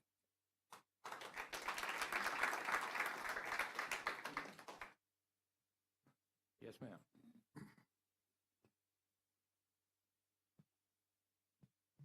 I'm Tina Menna, M-E-N-N-A. I am on the Blue Mountain Master Board for the Villages of Blue Mountain. I'm going to read to you my letter. I hope many of you have seen it, but it states our concerns. This design that they have submitted as a PUD does not meet any innovative designs, to include feature designs that promote a compatibility with our neighborhood.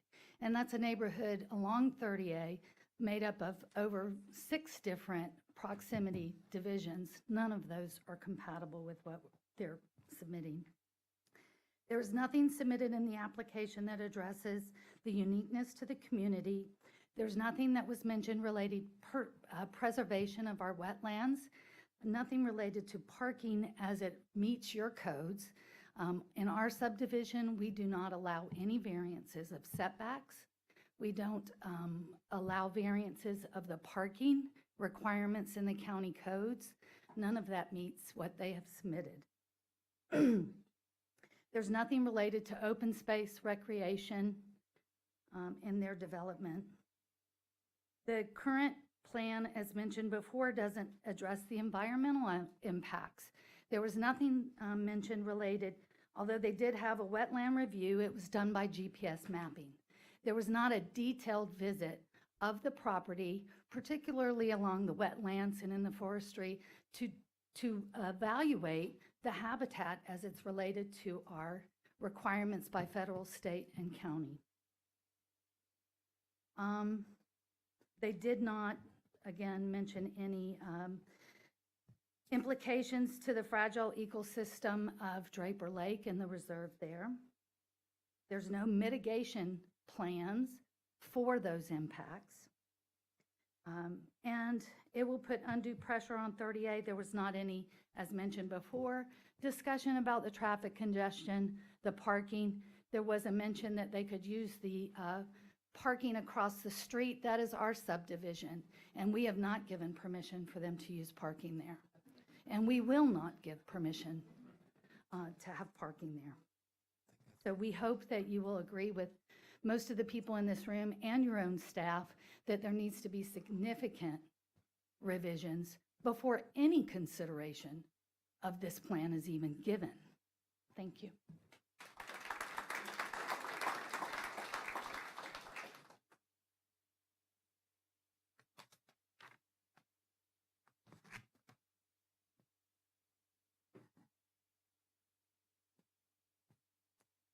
My name is Sharon Holliday, Holliday. I live in Ventana Dunes, and I'm also the president of our HOA. I think the technical concerns have been very well described by previous speakers. I would just like to tell you of the Ventana Dunes concerns as were outlined in a letter that has been emailed to the county. The size and the scope of this project will continue to increase traffic concerns in this area. The location is on a hilly curve where sight, distance, and speed are already of great concern. It is my understanding that Walton County has already denied a crosswalk at the Ventana Dunes based on safety due to the curve of this road. Due to the family nature of our neighborhood is majority of full-time residents, young families. And due to this nature, we have a school bus that stops on 30A right at the top of Ventana Dunes.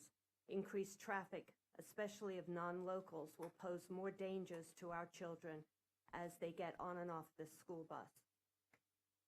Like the Pines and Highland Parks, our only entrance and exit is located on 30A. We have no other option to leave or enter our neighborhood. This increased traffic will only make this more of a challenge. The locals in this area have worked tirelessly to bring attention to the speeding issue in this area, especially to the hill and the curve. It is my opinion that the speeding is still of great concern. And then, as other people have stated, the D.R. Horton homes are basically identical and do not fit in the original design for the scenic highway corridor. The setbacks are not adequate, and the continued loss of trees, dunes, and land cause issues for local wildlife, as well as drainage concerns with environmental impacts to Draper Lake. Thank you.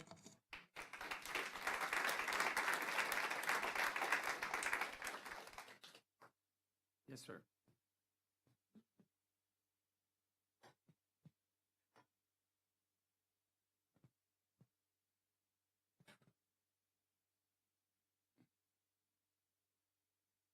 My name is Matthew Koffler, K-A-U-F like Florida, L-E-R. I'm new to this community. I just got my CO. Thank you. I live across from Draper Lake in Old Florida Beach. I don't have, I learned about this meeting literally 48 hours ago. I haven't had a lot of time to review all the details. I'm not an architect, unfortunately. By training, I can't speak to the technicalities, but I am a businessman and I understand economics very well. And I understand when you have an infrastructure that's fixed and already constrained, that when you go about adding potentially, 800, 900 more people to it, only bad things can happen. I have a technical observation. When I look at the beauty of Draper Lake, how does this project enhance that beauty? How does this project even maintain its beauty? It doesn't. It diminishes it. The very fact that D.R. Horton would consider compromising with variances requested or not. The beauty of this area tells me one thing: they could care less about it. Period, end of sentence.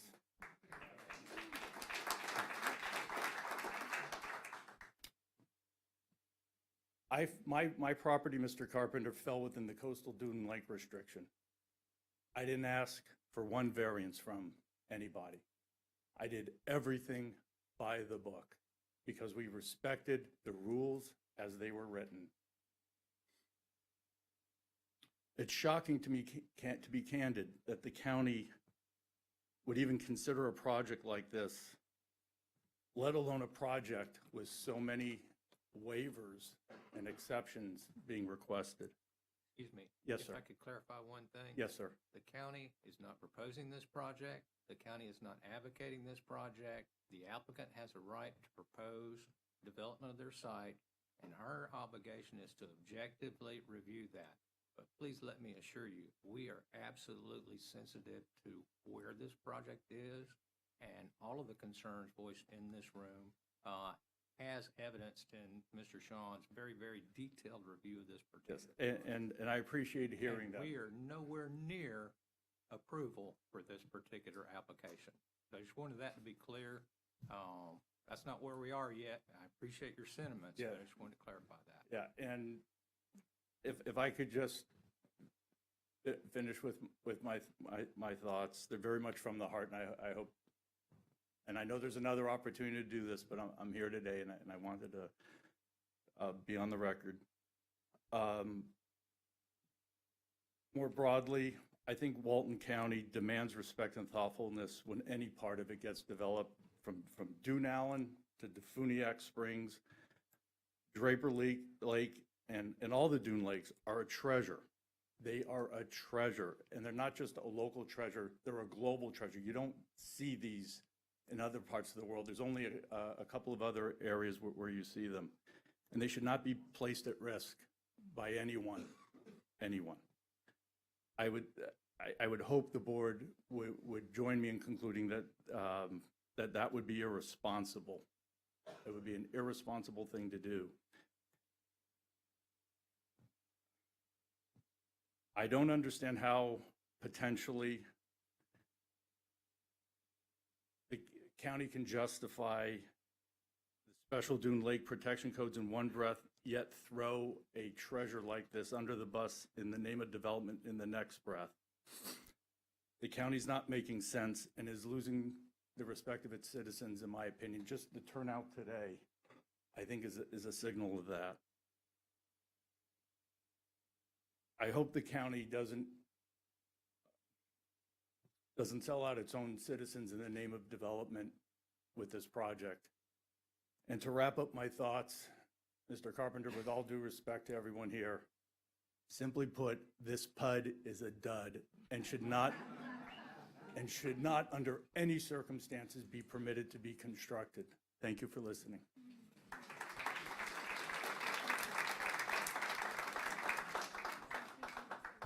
Yes, ma'am, at the back.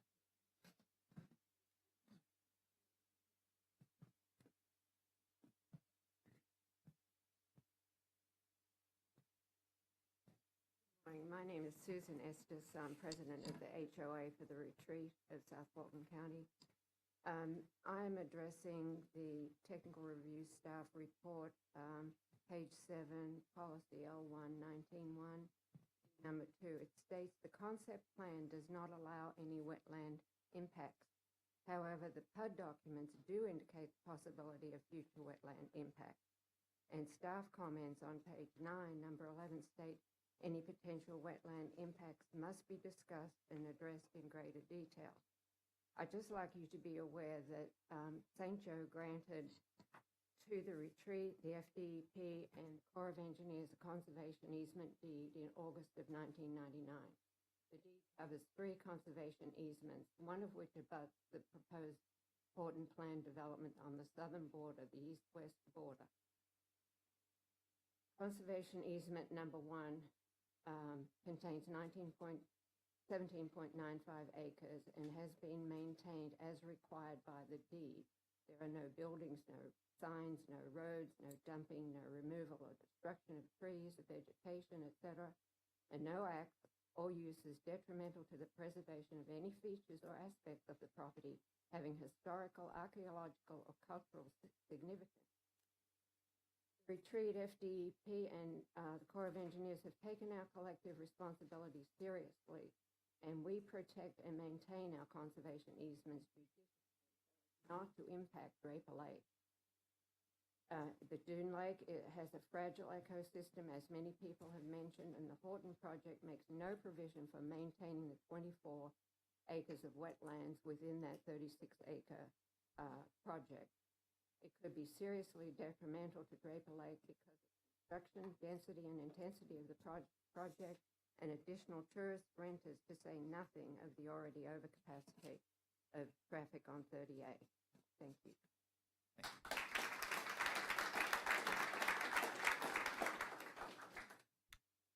Yes, sir, at the back.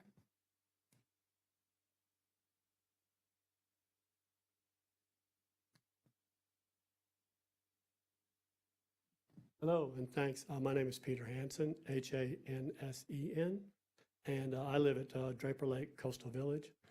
Also, I'm a regular participant in the Coastal Dune Lakes Advisory Board meeting.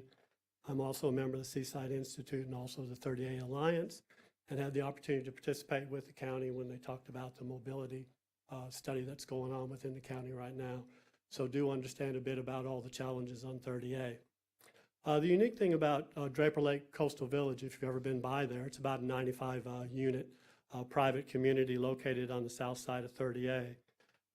It is a unique DPZ community, and it's one in which most all the homeowners are actually live there as their primary residence, and our local voters. One of the unique things about traveling along Scenic Highway 30A is when you come to the crossing of the lake, Draper Lake Coastal Village contributed to the cedar shake roof over the top of the lake. Again, to create a very unique environment compatible with these unique coastal dune lakes. We see many people in the public that come by and stop there and really enjoy the coastal dune lake. And it's the only one of 15 coastal dune lakes up and down Scenic 30A that has that kind of a feature that people can enjoy and really respect and see what a native and natural coastal dune lake looks like. I would also like to talk a little bit about Draper Lake. When you look at the lake and look at the study that was commissioned in 1998 by Jones and Edmond by Walton County, and it talked about, you know, the quality and what's going on in our coastal dune lakes. And Draper Lake, out of all the 15 coastal dune lakes, was the only one that had decreasing trends in things such as total phosphorus and chlorophyll A, denoting that the special attention that communities along 30A have taken upon themselves, not only to preserve, but to restore and prevent degradation of these coastal dune lakes. And coastal dune lakes are particularly sensitive because there are ecotones that can be very small changes can significantly negatively impact these coastal dune lakes. One of the things, if you haven't been to Draper Lake Coastal Village, that is of significance, when the coastal village was built, there's actually natural stone walls that sink 6 feet down beyond the 300 feet that are meant to prevent runoff from going into the lake, which is really unique. Also, all our roads are permeable, so there are no storm drains and no curbs. So all the water just goes right down into the ground. We've taken a lot of efforts to make sure that what we do is consistent with Walton County. We've had the Walton County landscape architects out. We've worked closely with the Chautauqua Basin Alliance on what we've done at the lake, and do believe that compatibility and uniqueness that the communities around Draper Lake exist now is quite special, and this Horton development flies in the face of what it is, of what it's proposed as today. The other point I'd like to make as far as compatibility is really our road that we live on. It is called Scenic Highway 30A, and that's probably one of the most recognizable and valuable trademarks of our area. You can travel all around the country and you see people with 30A stickers on the back of their car. You go to a lot of places and it's really special. And when you look at it and you start thinking about, 30A and scenic 30A, how did you get that? And one of the things to be designated a scenic highway in Florida, certain intrinsic qualities must be present, such as natural features, striking appearance, and visual enjoyment. They have to be there to get that type of a designation. The placement of high-density triplexes right on 30A, as well as on one of the highest and most prominent sections of 30A, will degrade the scenic features of 30A, and as well, I believe, be visible from the lake side because of the height that those triplexes will have on that prominent position, which is about 35 feet higher than most of the others around there. And if they go anywhere close to 50 feet, there's going to be light shining across that lake. Again, how does that affect sea turtles when they're hatched and trying to go to the ocean? So the proposed development will have a negative impact on 30A, and I would actually ask the question that allowing a development such as this, which is non-compatible with the scenic designation of 30A, if in fact, if it went through, would 30A actually end up with a scenic designation today as it sits if we allow these kind of developments to continue along 30A? One of the other things is that we believe that approving this project would negate our improvements and reverse the improving quality trends of the lake and potentially damage an irreplaceable natural wonder. And for that reason, we are against the project as it exists, and from the aspects of being non-compatible and variances that are totally out of place with the scenic qualities of 30A and the very fragile and special coastal dune lakes. Thank you for your time.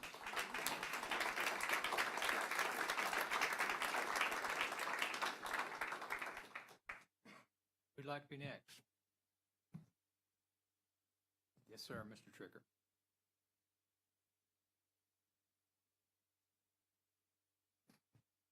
Fred Tricker, Tricker. I represent South Walton Community Council, and we have been working on this project. We've been meeting with some of the neighborhoods, and I really appreciate the kind of comments that they have brought forward here today that I think there's a lot of very valid concerns. And I do also want to commend planning staff on the report, which I think was very comprehensive and very detailed, and I really appreciate that. That's exactly what we need for something like this. So it's clear from the evidence that's been presented that this project does not qualify as a PUD. It does not have the characteristics that are required. If it's not a PUD, then it doesn't qualify for any deviations from the Land Development Code. If it doesn't meet, if it can't have the variations, you're looking at a complete redesign. So my question is why, as I understand it, we're considering a continuance so the developer can get with the county and work off some of those comments. If it's a complete redesign, I don't see the benefit of doing that. What you really need to do is just reject it.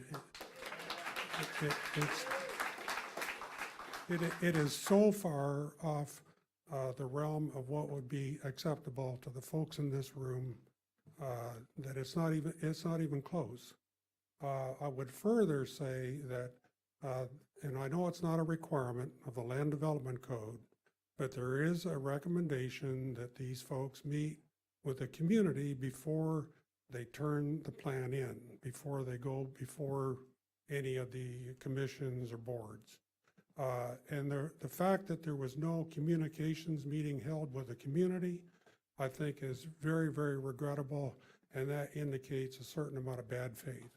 So if these folks want to move forward, I would suggest that I, for one, my organization, and I believe the neighborhoods would be more than happy to sit down and work with them, come up with a design that would be perfectly acceptable and find its place in that very special neighborhood. So that would be my recommendation. Thank you.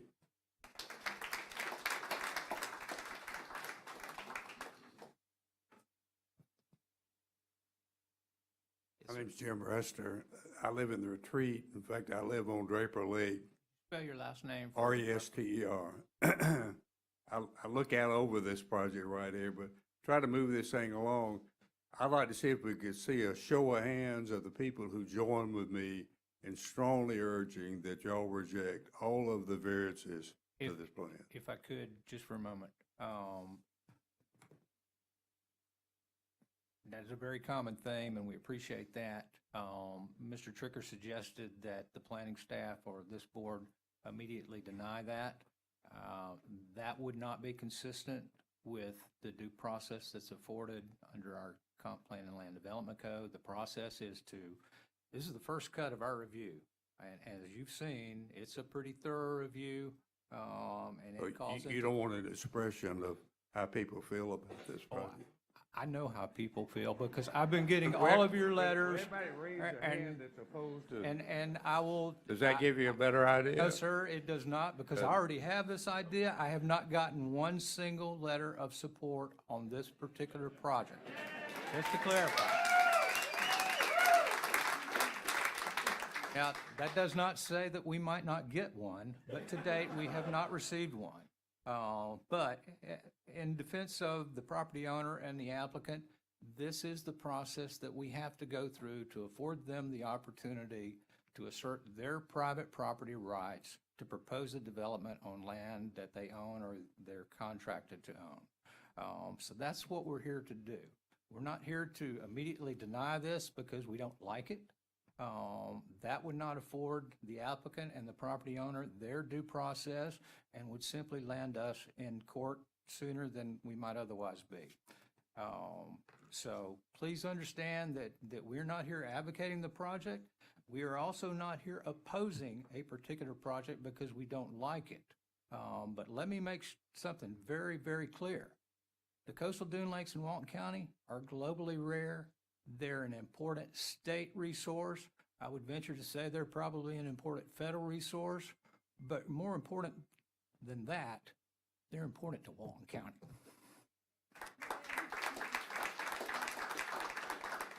And I will assure you that the planning staff and the members of the community, as part of this community, are going to do everything that we possibly can to ensure that the lake is protected to the maximum extent of our ability. We are going to do that. So please understand that. But we do have to afford the applicant the opportunity to respond to the comments. They may respond in a manner that's acceptable. They may not be able to achieve all of the things that we've asked them to do, but they are afforded the opportunity to do that.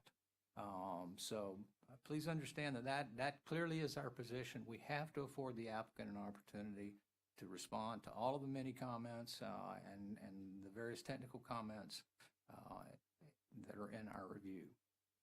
So just wanted to get that out there to make sure everybody understood that. Certainly appreciate everyone's interest in this particular project. This is an incredible piece of land.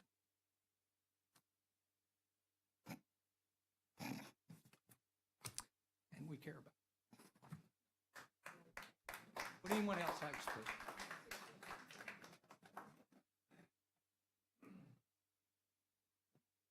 Yes, ma'am.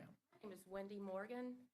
I own a vacation rental property management company in the area, and so I could stand to make a lot of money off this project. And I know we've talked a lot about the owners in Walton County and their children, but there are also visitors that stand to come to this development, lots of kids. And you know, I lost a good friend, Chuck Benford, this last year, on, right around the corner from that curve. And I think about what children look like when they go on vacation. Everybody, including the adults, check their brain at the county line.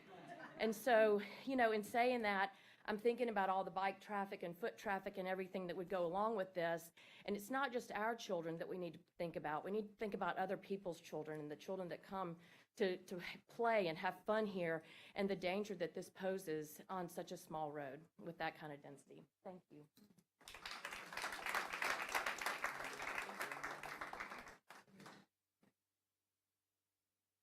My name is Barbara Morano. I live on Draper Lake Coastal Village. I'm also a board member of South Walton Community Council. I've been involved with Friends of 30A. I've been attending the Coastal Dune Lake Advisory for years. Mac, I appreciate your comments. I really do. And I also want to commend the Planning Commission, or the planner, Stephen and Kristen, I'll mention your name, Kristen, today, for giving about 50 recommendations or 50 concerns about this particular project. I counted them up. Mac, you mentioned property owner.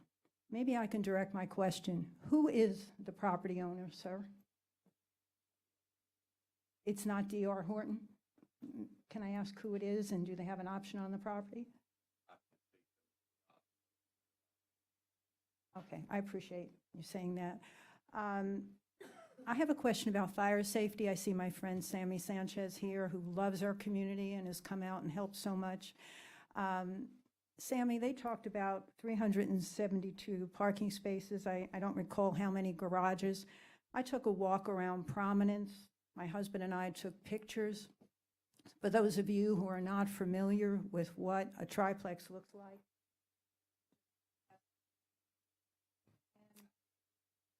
while we were walking around these triplexes, which are 3 homes grouped together, which, by the way, is not compatible, as you know, to the single-family homes that surround Draper Lake and that project, cars were parked all over. And we all know people do not park in their garages. They park on the street, they park in front of it. When I drove by Prominence, somebody even made their garage into a bedroom. And what was in the garage were low-speed vehicles. The fire trucks cannot make it through. Have you done a cursory report, Sammy, on this project? Yes, ma'am, and based on what was submitted, it appears to meet our technical review requirements. It does meet it? Okay, well, I would not want to have a heart attack in that triplex, but, okay. But if you're concerned about traffic, I have 84 square miles of that. So it's just not unique to this facility. Oh, okay. In general, it's in South Walton, so it is an issue, but. It is an issue. Thank you, Sammy. And as far as the curb in the commercial property, did Dewberry do a public study on that? And if you can give us some thoughts about your, from the engineering standpoint? Yeah, so. Can you do it louder for everyone? Yeah, yes, ma'am. So being a conceptual PUD, we did review the traffic analysis that they submitted. Now, there will be some proportionate fair share. I think some people brought up an issue about the congestion on 30A. We can't address the congestion on 30A. However, the idea behind the proportionate fair share is that the developer contributes a certain amount of money based on their traffic generation that the county can use to make upgrades to County Road 30A and any of the intersections nearby. So I understand that's. As far as stormwater, that will come through the technical review portion of the project when they actually submit geotechnical reports, stormwater reports, and actual design plans. This is strictly conceptual. So from that standpoint, we have reviewed it really based on what they're proposing as far as the number of units and the square footage of commercial. Their traffic report states that's what they're going to do, and they'll be required to pay proportionate fair Okay, share. but I think I was looking more on the engineering, on the blind curve. Correct. So And the number of egress and ingress and where the commercial property would be. I'm sure you addressed that. yes, ma'am. During the technical review portion, we'll require site visibility triangles. We'll look at the intersections as they relate to 30A on that hill, on that curve. We'll look for again, site visibility, stopping distances. The Public Works has reviewed the access points. They are, and I think it's in the staff report, they do require that commercial piece to access off the quote-unquote proposed residential access, so there won't be another driveway access on the south side of this particular project. So we will provide a further in-depth evaluation once we have technical plans. This is all conceptual. Okay, so it's all conceptual, so we understand that. And I'm just looking at the health department. You were just worried about the sewers, the water and sewers, and emergency management. Did you have any comments as well that you want to share on the conceptual plan? We deal with the evacuation zones. Okay, evacuation, and most of that property is in flood zone X, I think, right? And in flood zone, correct. What about the mosquitoes? As I drove through Prominence, their garbage was all over the street. They didn't even have little, that's technical, right? They didn't even have little compartments for their garbage. Okay, what I want to share with you is, obviously, we have concerns. I just want to mention for this gentleman here, how many neighborhoods are really here? Because I don't know if you're familiar with South Walton. You're out of Miramar Beach, you're engineering? Okay, all right. So you can understand that we have members, and this is for the committee. What you see here is just the tip of the iceberg as far as people who are concerned about this development from a technical standpoint. We could fill the halls of South Walton High School with the number of neighborhoods that are concerned. And I'm going to mention the neighborhoods: Old Florida Beach, Coquina, Draper Lake Coastal Village, Forest Lakes, Grayton Preserve, Highland Lake, Lakeside, the Pines, the Retreat, Ventana Dunes, the Villages, Belmar, and the little community by Snapper, in Redfish, Blue Mountain Beach. Did I leave anyone out? All right, good, good. And so what I'm saying is, we can fill South Walton High School. We are concerned from not only these technical issues, but from they say it's residential, but it's not compatible. So I know you're probably going to ask them to resubmit it.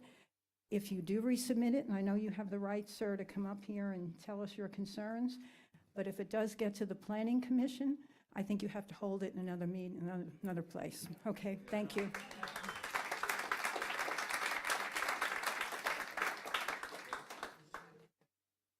Who'd like to be next?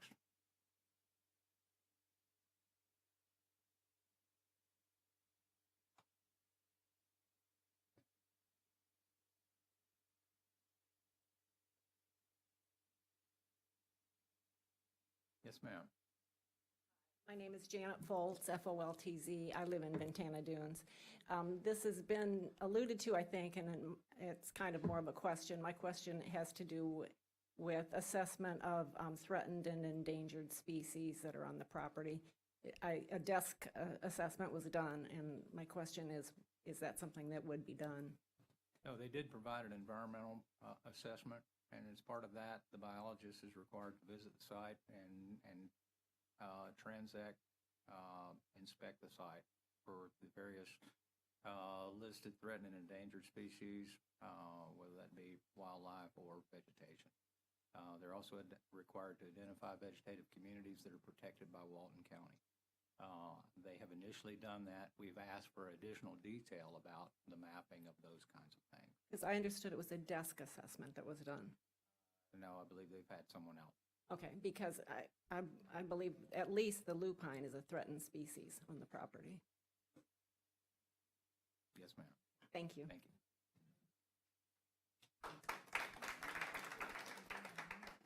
Who'd like to be next? Yes, sir, in the back.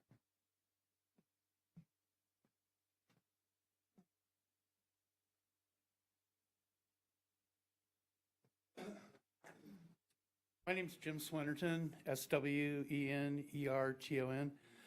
When I looked at the review of the traffic studies that were submitted, there was no time frames on when those were performed. So I'm just curious, how long of a duration was the traffic study performed, and what were the dates that they were completed? Thanks. So I can answer that real quick. The traffic study, they don't actually study the traffic out there. The ITE manual has specific equations and/or average rates that we use to calculate PM peak hour trips, anticipated PM peak hour trips based on the land use, right?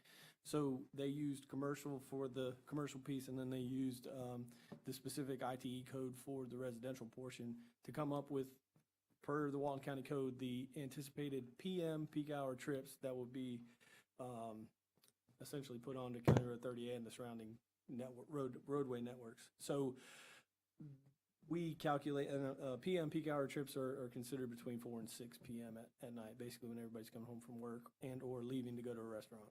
Yeah, but are those the same in June and July as they are in January and February? So I think what you're referencing is like the background trips, the existing trips that are on the roadway segments, and what we do is update the CMS, and it's reflected in the proportionate fair share that's due. If the roadway's already over capacity, they'll be subject to paying for the additional trips they put on. But what does the money do to solve the traffic problems?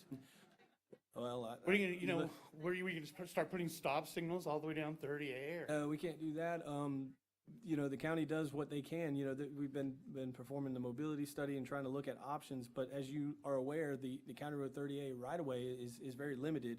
And many of you probably wouldn't want to give up any of your land along 30A to help widen that section. So it is difficult. I don't know what the solution is, but this is the process that we do for Well, that should be an developments. issue that should be taken into consideration, because the wait times, egress, like 83, 30A in the summertime, it'll back all the way up to McTie's. Trying to make a right turn or left turn to get up out on 83. It's just ridiculous down there, so I think that really needs to be looked at. Yes, sir, and the county is in the process of preparing a mobility plan to replace the current transportation concurrency mitigation system that was just described. It will be a period of years for implementation, but that will be going to the county commission later this spring for consideration, and it will significantly change how we manage traffic in Walton County, both in South Walton and all the way through North County up to the county line adjacent to Alabama. There will be different techniques employed in each of the 4 segments of the county. South County, part of the solution is not to 4-lane 30A. We will never do that. The county commission is on record identifying that as a constrained facility, and our effort is directed to finding ways to move more people and fewer cars. And one of the ways we intend to address congestion on County Road 30A is to limit the number of people in cars. But bringing 370 more parking places. They will not be, those parking spaces won't be on 30A. Yeah, but there'll be cars, 370 more cars. What goes in the parking We are places? working towards restricting the number of cars that can come to 30A. And there are various techniques that are going to be proposed for that. One of those is to provide public transit, largely for both our service workers and for our tourists, and for anyone else that chooses to ride. That is one of the solutions. Getting people out of their cars and into alternative forms of transportation is another one of those. But we will not be making more than the 2 automobile lanes, and it's likely that those will get narrower as we employ some of these other techniques. You're very aware of the limited nature of the width of 30A, and we absolutely are, but this mobility plan is going to use every square inch of 30A. It's going to have to if we're going to try to address some of the problems that you've experienced and your neighbors have experienced, and those of us that have lived here a long time have also experienced. It absolutely is the key to making sure that we're not going to kill the golden goose that 30A, scenic 30A, has provided for our county and our neighborhoods. So please rest assured, we are very concerned about your concerns. Right. Thank you very much.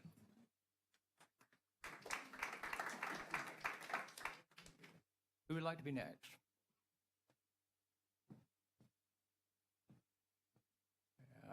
This is your opportunity to speak at this meeting. If anyone else that hasn't had an opportunity would like to, now is the time.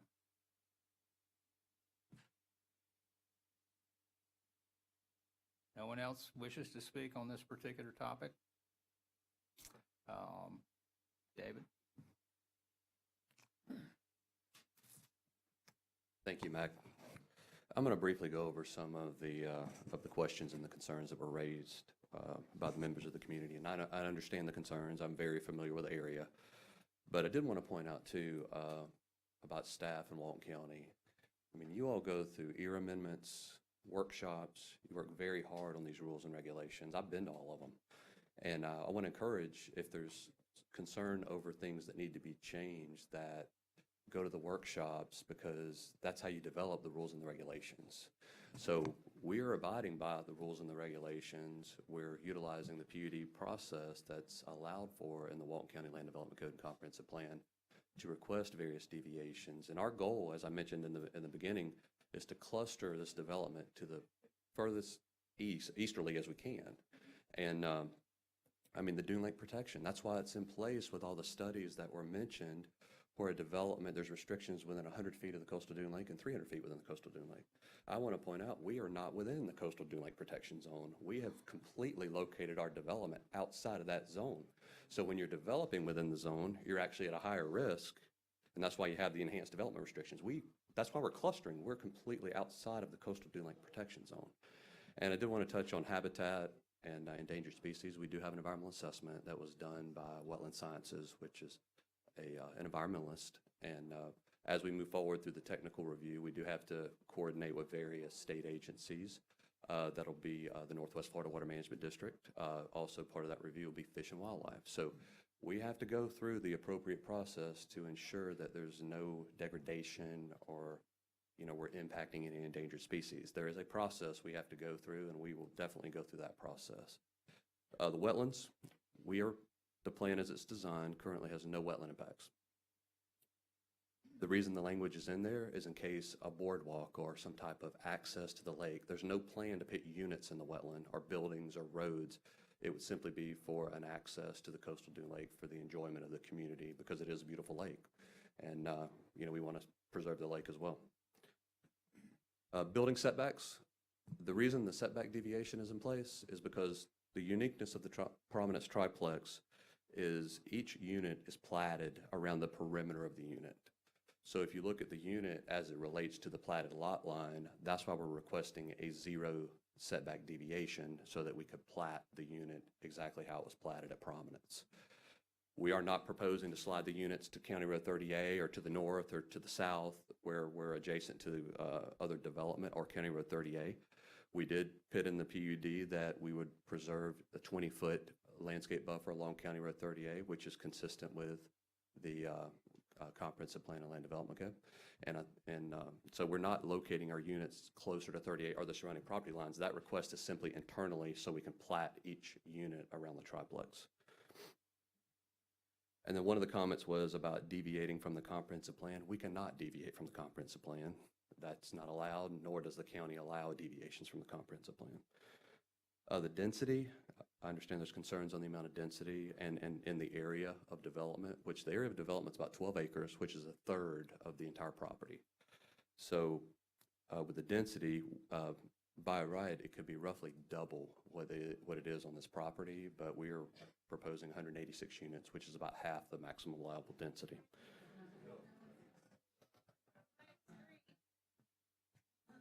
So parking, as everyone knows, most people know, the prominence triplexes have garages. Then there's 5 parking spaces in the garage. Outside of the prominence triplex is a driveway that can accommodate 5 cars. So there's actually 10 parking spaces for each unit. I understand the comment on garages being used, as well, but, I just want to point out that there's actually 10 parking spaces consistent with the Walton County Land Development Code and the review of parking that is provided for each building. And as Bill presented on the traffic, there's a requirement in place for developments to evaluate traffic concurrency consistent with the Walton County Concurrency Management System. And it's very extensive. And we went through that process. We have illustrated and distributed our trips consistent with a methodology that's been adopted by Walton County. And we meet traffic concurrency. We are donating into the proportion of fair share, which, as Bill presented, is for future improvements, whether it be alternate forms of transportation or, additional bike lanes. And those monies are used, and I foresee them being used on County Road 38 to do what the county's trying to do, and that's to promote alternate forms of transportation. So once the tourists travel down, or the people travel down in their car, they leave their car parked and they use other forms of transportation. If you'd like to speak, we'll give you the opportunity, but please limit the comments from the audience. The developer was very kind to allow everyone in this room and those that have left to have their say. please allow him the same courtesy. Thank you. And we do have the comments from Public Works. We're certainly very cognizant of the curve. That's very important to us. We don't want to create a dangerous situation in the curve, so we'll certainly coordinate with Public Works on the entrances. And the goal would be to line up with the entrances that are there currently across the road, which have been evaluated for safety, which have been evaluated for sight distance. So that would be our goal as well.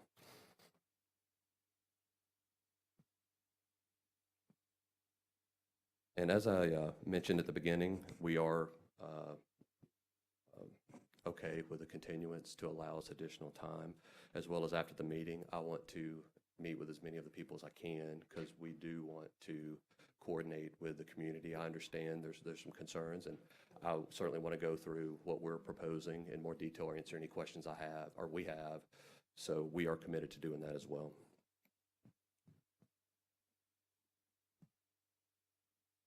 And then in fire safety, there are rules and regulations per the fire code with South Walton Fire District. And all the roadways and access ways are designed and meet and exceed the minimum requirements for fire and life safety, because the last thing we want to do is have a development that's not a safe development. So we meet all those rules and regulations. They're in place for a reason. And I know, again, I touched on the review process with all members of staff in the TRC. You guys go through a great length over the last 15, 20 years to develop these rules and regulations based on all these studies, based on the feedback, and a lot of the developments that were mentioned. I've been at these meetings where those developments went through this same review process. So that's in place for a reason. You guys have the rules and regulations. We're consistent with the rules and regulations. We're going to address Stephen's comments, which are very thorough, but we can do that. And we will also commit to work with members of the community, and we'll be back. Thank you. Thank you, David.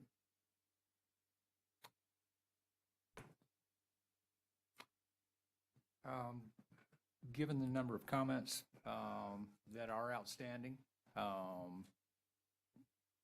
the applicant absolutely needs an opportunity to, through due process, to respond to those comments. The applicant's indicated a willingness to work with the community, the various communities that are represented here today, and possibly some that may not be represented here today. We appreciate that good faith. Not recognizing exactly how much time this might take, but to provide at least initially an adequate amount of time for the developer to respond to the comments and have the opportunity to meet with various representatives from the community that might be interested in that. I'll entertain a motion to continue this project for 30 days to the April 1st Technical Review Committee meeting, or approximately 30 days, which is not our next meeting, which will be on the 18th, but it will be essentially the meeting following that. It will be April 1st, 2020 at 8:30 a.m. in this location. If I could have a motion at the dais. So moved. Second. You have a motion and a second. Any further discussion? Hearing none, all in favor, please say aye. Aye. Opposed likewise? Hearing none, the motion is carried. This item is continued, subject to resubmittal to April 1st, 2020 at 8:30 a.m. in this location. Thank you, David. I appreciate everyone's attention this morning, and given that we got a large number of people that might need to leave, we'll take about a 5-minute recess.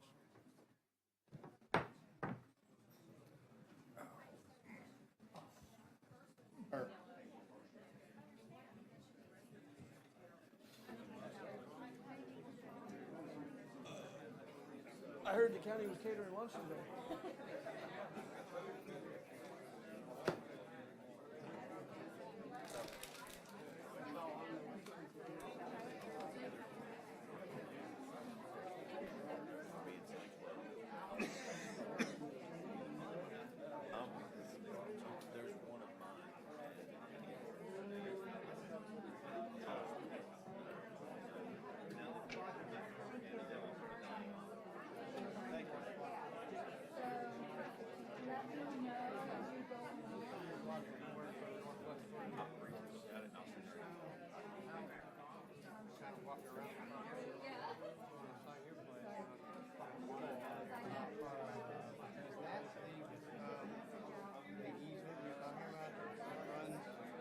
why the driveway is so long? And I don't know how long it will take. Yes. I don't know how long it will take to get the responses back. Hey, man.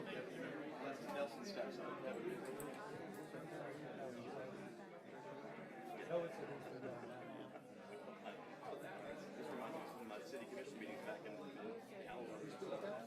I do yeah, so during. Oh, your water, yeah. My mom just got chosen to be on some housing committee. Oh, yeah, the task force.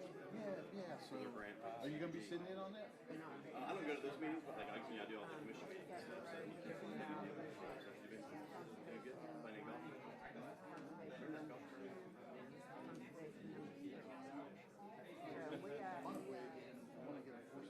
This is the one that abuts their, out the front.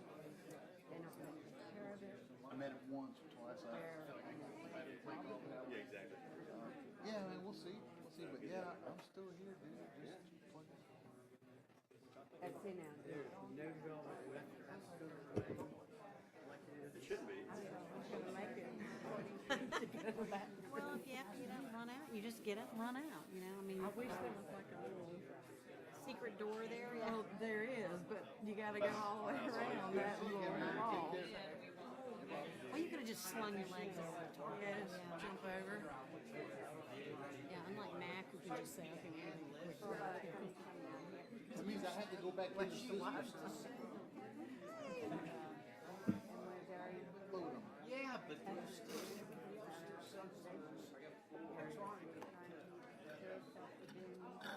Oh, y'all gotta pick one or another, Mom. Oh, come on, dude. I go through what's on that list. Whatever's been assigned to me. yes. Which one, tell me, it's easier to tell me which ones are yours. That'd be easier.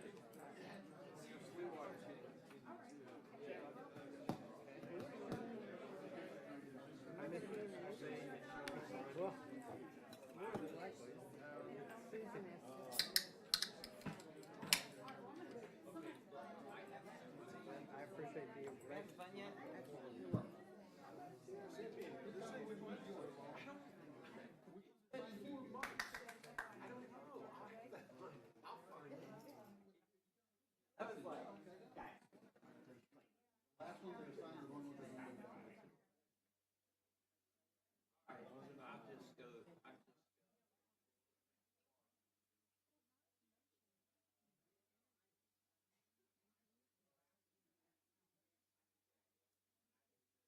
But they won't. So, Got 2 or 3 around. it's kind of like,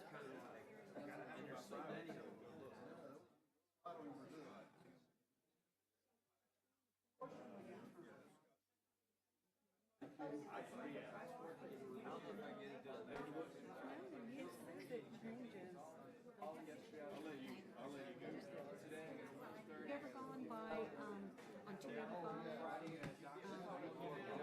By the Site C6 where they have the big radar? Okay. My dad used to work there, right? So you go out in the front there of where the big panel is, everything is sticking. Nothing will go. They don't have to mow that. Station from that radar station kills everything. Well, this says that it makes, different stuff grow, like woody plants. Now, see, that's very interesting. So what are they gonna do? They're gonna have to spray them. And that's, oh, they're really legitimate concern. Exactly. You know, because it's not just gonna stay right there. That's gonna migrate through the by the groundwater. I mean, you look how much groundwater there is. You don't have 2 creeks if there's not a lot of groundwater. So it's gonna migrate through that soil to. Well, no, it is our agricultural land up there. I mean, and cows. I mean, they're gonna, our vegetables are gonna grow in that, and our cows are gonna eat that. They're gonna eat that grass and they're gonna take up whatever the grass is taken out. And it's gonna take up a lot of stuff.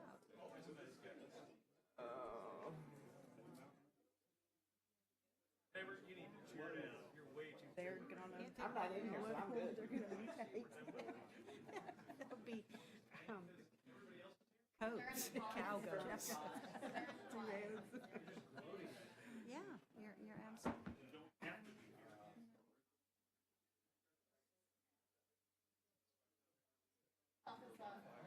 That's true, there's nothing natural about how everything comes with a cost.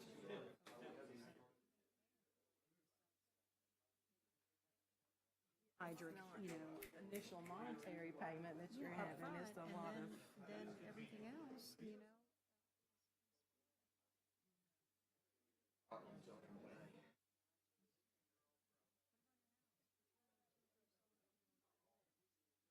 Giant fields.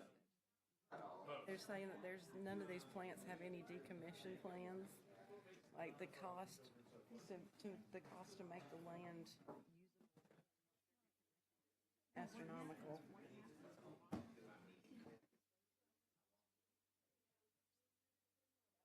Right, step back then from they it. don't have to do anything. Right, they step back from it, just like we have all these contaminated super sites here in the county, well, in the state. And if it's on a federal level, it's called Superfund sites. And those bankruptcy or whatever. So there's They nowhere take all for the the money out state of the county and then run, and then that falls on the county, like Coyote Landfill. Fell on the county. DEP didn't want to do it, so they wanted to pay. The whole ball of wax.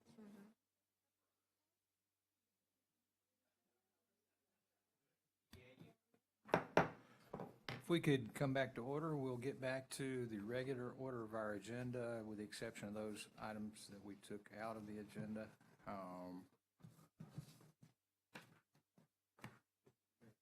Item number 1 is the approval of the February 5th and February 19 minutes.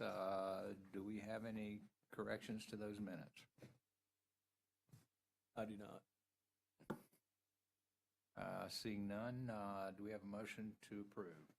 Motion to approve the February 5th and February 19th meeting minutes. Have a motion, do we have a second? Second. We have a motion and a second. All in favor, please say aye. Aye. Aye. Any opposed likewise? Hearing none, the minutes are approved. I think we probably skipped past the announcement portion already. Item number 2 is the Sweetwater Lane RV Park. We have a request to continue to March 19, 2020, at 8:30 a.m. in this location. Could we have a motion of the dais? Motion to continue. We have a motion, we have a second. Second. We have a motion and a second. All in favor, please say aye. Aye. Aye. Any opposed likewise? I'm sorry. Yeah, March 18th.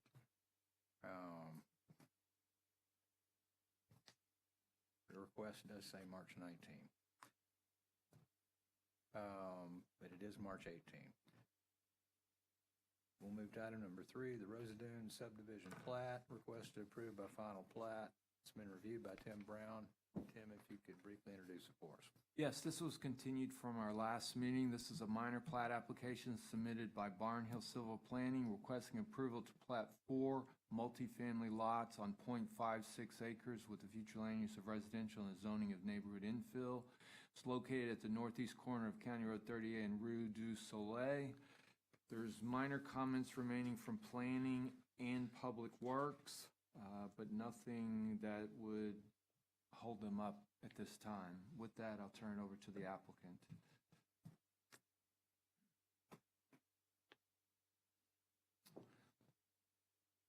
Morning.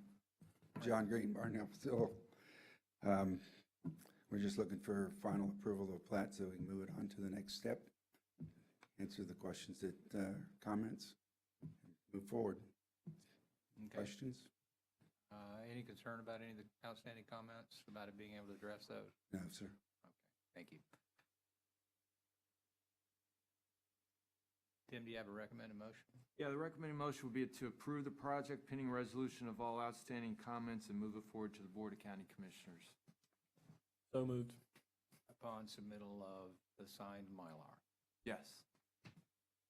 Amend my motion to include the signed Mylar. We have a motion, do we have a second? Second. Motion and a second. All in favor, please say aye. Aye. Any opposed likewise? Hearing none, this item has been conditionally approved to move forward to the final approval step at the county commissioners, subject to submittal of the signed Mylar and addressing all of the outstanding comments. That moves us to item number 4, Los Rancheros of Santa Rosa Beach, request to approve by major development order. It's been reviewed by Tim Brown. Tim, if you could introduce it for us. Yes, thank you. This was also continued from our last meeting, and since that meeting, it's been converted from a major to a minor because it's in the scenic corridor. It's a request to approve a 6,374 square foot restaurant on 3.94 acres with the future land use of mixed use and a zoning of village mixed use. It's located on the north side of Highway 98, east of Hunters Road and west of Don Bishop Road. Currently, there's outstanding conditions from engineering traffic, and South Walton Fire. Those are the only outstanding comments at this time, and with that, I'll turn it over to the applicant.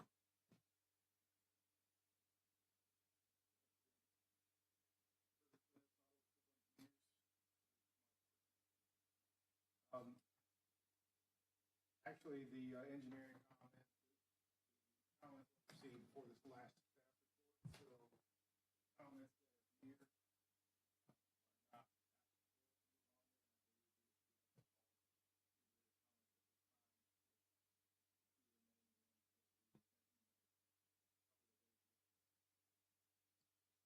Yeah, that's correct. These comments are from the first review. There were a couple outstanding after the second review, of which we received correspondence from the applicant, and I haven't had a chance to review it, but from what I see, everything looks satisfactory there with that correspondence, so I don't have any issues. And I believe fire, we were also waiting to make sure you were good with the added fire hydrant and FDC we added. Correct, the comments were submitted on Sunday. Yes, I haven't seen them, so did you have any other they were issues? uploaded into the system. So, Okay. Do you have any issues, or is it? No, Okay. not that I remember. There was a lot of them.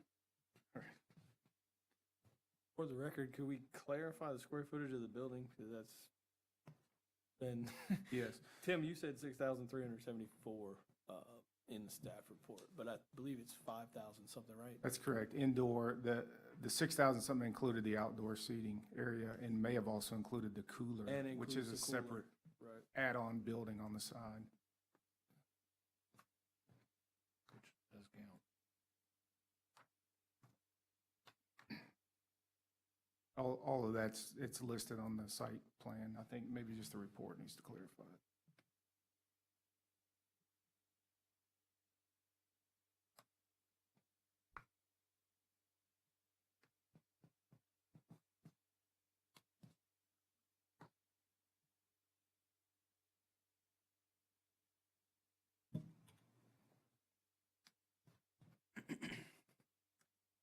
Wouldn't we include the outdoor seating? I mean, there's no parking requirement, but in the overall size of the project, wouldn't we include that? I believe so.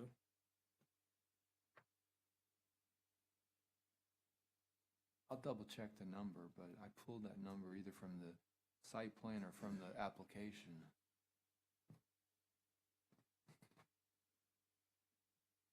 I guess the clarity I need is for the traffic report, because obviously after this stage, assuming that the stormwater stuff that we received, that I'll review and finalize, I'll have to issue a traffic letter, and I want it to be consistent with. Right. And I believe for the study itself, I noted on the last comment that ITE very specifically addressed outdoor seating on restaurants. So that's clear on the concurrency analysis, but for whatever report and thing you need. The cooler portion is considered heated and cool space, so. Yes, sir. And it doesn't affect the project at all. It's all listed for the analysis purposes. It's all taken care of in the analysis. Just however it needs to be listed on the forms.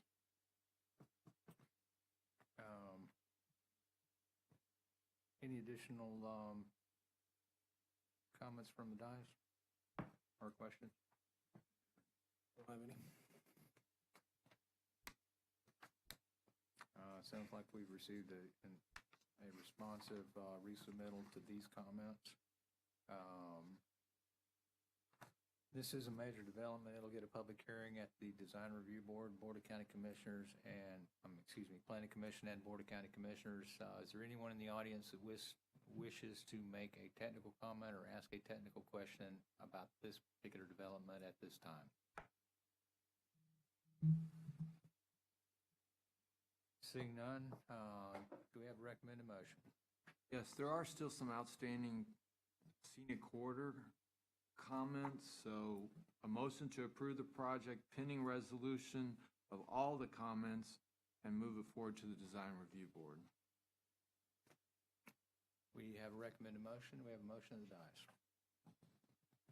So moved. And I'll second that, but I just want to make sure, Curtis, that you did upload all that stuff that we emailed just because we were working through a few things, but The you one will- the one that came in at midnight last night is not uploaded yet, but I can But it will upload be that if you uploaded. need. That's Yes. all. So I'll second.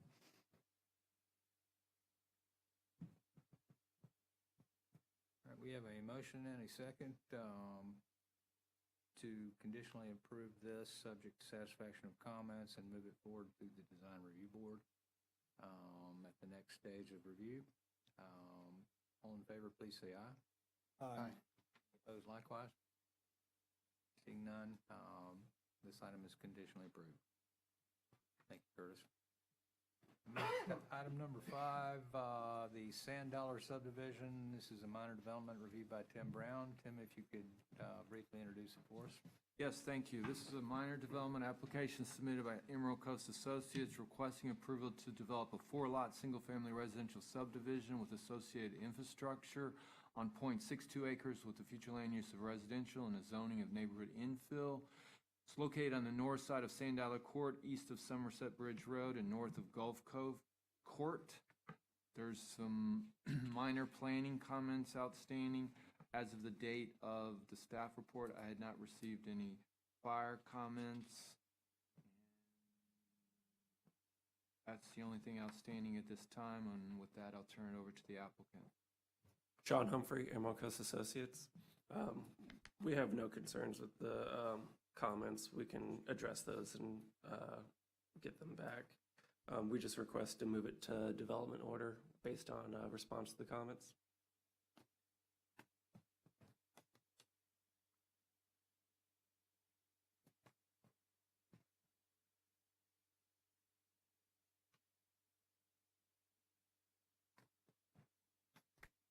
I'm not sure why, but it sure seems like we've already done this project.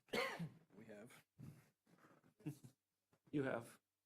It was previously approved, and then the previous owner, I guess, withdrew their development order, and our new client, or the new owner, is wanting to develop, but there is no development order for it.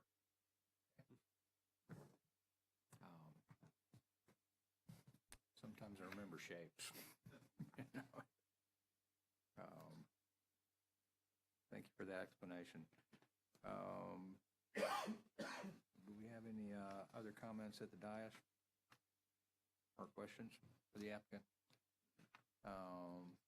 This is a minor development, so in this particular instance, the approval of the Technical Review Committee will be final agency action, so we're going to take the opportunity to open a formal public hearing on this particular development. Anyone in the audience wish to make a comment about the Sand Dollar subdivision? Seeing none, we'll close the public hearing and we'll entertain a motion, a recommended motion. Recommended motion is to approve the project pending resolution of all outstanding comments and move it forward to the development order. Thank you, Tim. We got a recommended motion. Do we have a motion at the dais? So moved. Motion, do we have a second? Second. Comments were submitted on March 1st.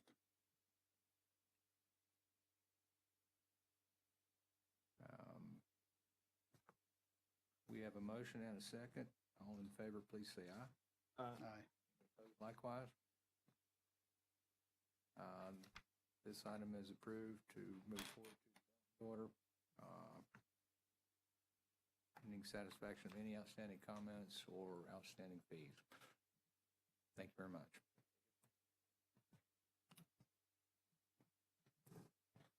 We've already heard item number 6.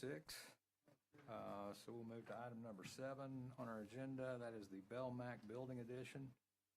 Request to approve by minor development order. It's been reviewed by Stephen Sean of our staff. Stephen, if you could briefly introduce it for us. Yes, sir. Good morning. This is a minor development order application submitted by Neil O'Connell and/or Jonathan E. Nash with O'Connell and Associates Consulting Engineers LLC on behalf of the Bell Land Company of Florida. They're requesting to construct a 1,600 square foot building addition on the 1.27 plus or minus acres with a future land use of industrial and extractive uses and a zoning of light industrial. The project is located at 122-5 Bishop Tolbert Road. There are some outstanding planning comments and some others. It's my understanding that they did resubmit this morning. I have not had a chance to look at it, but based on conversations with the agent of record, I don't see any issues with them satisfying all of the comments that existed at that time. I'm not sure if Fire has submitted. The last time I checked, they had not, so I'm not sure if there's any outstanding comments there. No, no comments on my end. That is all I have. Morning, John Nash with O'Connell Associates. We have received the fire comments as well as the other comments. The fires were no comments, but we have resubmitted. We believe we addressed every comment sufficiently. If we haven't, we're sure we can work with staff to get that accomplished. Any questions, I'm happy to answer them. Thank you, John. Any questions for John? Do we have a recommended motion, Stephen? Pending satisfaction of any outstanding comments, I would recommend to move to development order.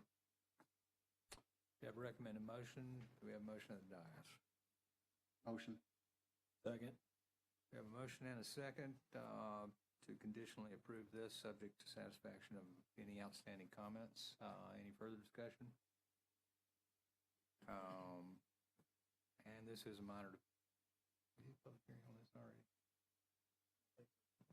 The minor development will take the opportunity to open a public hearing. Anyone wish to make a comment about this proposed development? Seeing none, we'll close the public hearing. We have a motion on the table in a second to conditionally approve this, subject to satisfaction of any outstanding comments. All in favor, please say aye. Aye. Any opposed likewise? Hearing none, this item is conditionally approved, subject to satisfaction of any outstanding comments and payment of any outstanding fees. That will move us to item number 8. And this is the Donut Hole Parking Addition. This is a major development that is being reviewed by Stephen Sean. Stephen, if you could introduce it for us. Yes, sir. This is a major development order application submitted by JP Engineering on behalf of Chandler Inlet Beach Holdings, LLC. They're requesting to construct a parking lot addition on 0.86 plus or minus acres with the future land use of mixed use and a zoning of village mixed use. The project is located on the east side of North Wall Street, approximately 300 feet north of the intersection of 98 and North Wall Street.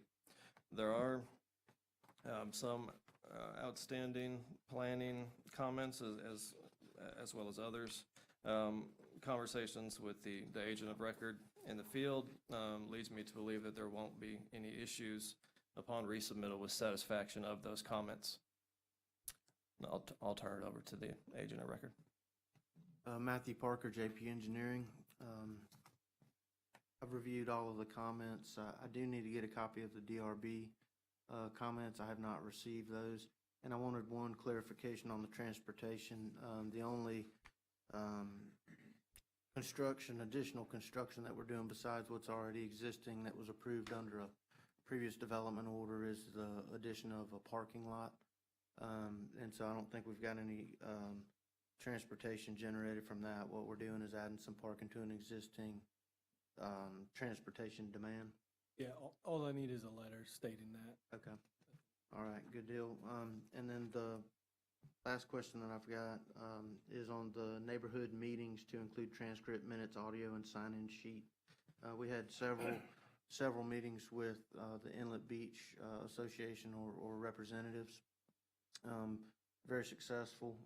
We provided a lot of information to them. They gave us a lot of good feedback, but to my knowledge, there's not any transcripts. We've got some minutes where some county representatives were in attendance, so I'll just work with you to get those to include those in our package and upload to the portal. But some of the meetings that we had, I didn't record meetings or transcripts, and to my knowledge, there is no audio. So I assume that if we turn over what we have documenting those meetings, that would be sufficient. Thank you. This is a major development. It will get public hearing at Design Review Board, Planning Commission, and Board of County Commissioners. Do we have anyone in the audience this morning that wishes to speak for or against or ask any questions? Yes, sir.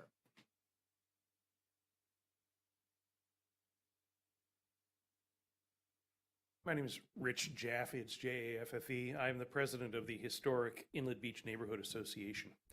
And I want to echo what Matt said in regards to his meetings with us. As you know from our past dealings together, we are not in any way, shape, or form in favor of parking lots in Inlet Beach. It's a residential neighborhood, and we want to keep it that way. However, it is also very clear that in the interest of the public good, this project is tied very much to the pedestrian underpass that is in the works for our community. It is a huge, important asset in the neighborhood as far as safety goes.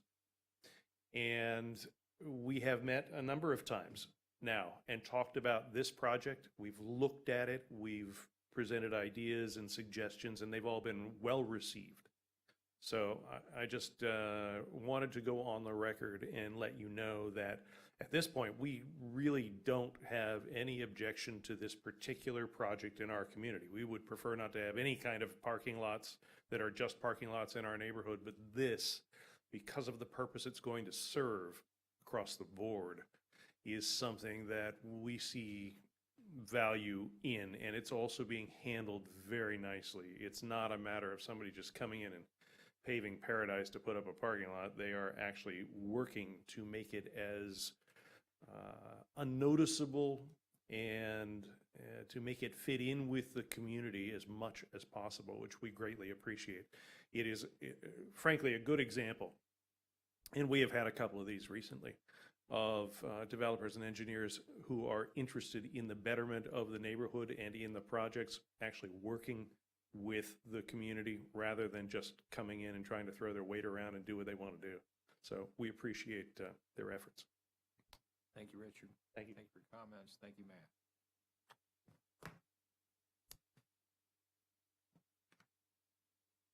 We have a recommended motion. Pending successful satisfaction of any outstanding comments, my recommendation would be to move it to Planning Commission. It is going to DRB tomorrow.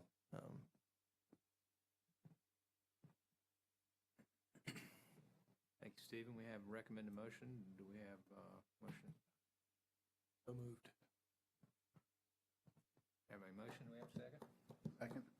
Motion and a second. All in favor, please say aye. Aye. Any opposed likewise? This item is conditionally approved to move forward to both Design Review Board and Planning Commission, subject to the satisfaction of the comments. Thank you very much. That'll move us to item number 9, the Great Southern Yacht Small Scale Amendment.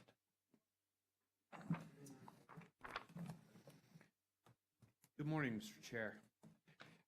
This is a small-scale amendment request to approve by ordinance project number LUM 20-000002 is being reviewed by myself. This is a small-scale amendment, as I said, submitted by Barnhill Civil on behalf of Great Southern Yacht Company, LLC, requesting approval to change the future land use from mixed use to industrial and extractive uses, and the zoning district from coastal center to light industrial on 1.27 plus or minus acres. The project is located from the intersection of US Highway 98 and South Geronimo Street, approximately 1,000 feet on the east, and is identified by the parcel number in your staff report. Mr. Chair, there are no outstanding comments on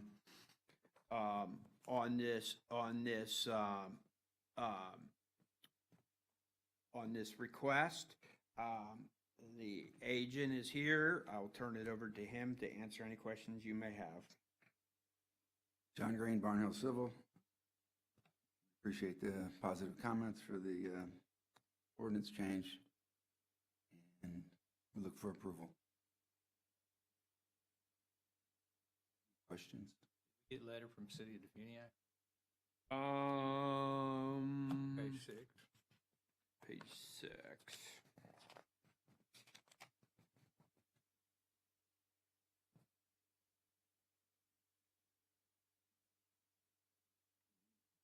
Planning comment number 2. I'm trying to find the pages here. Help if I were looking at the right report. This isn't in Defuniak.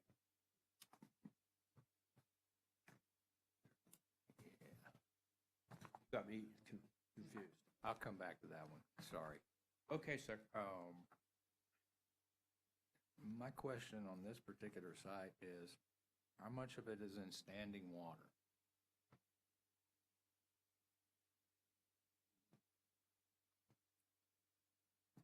Wetlands is about 50% of the property.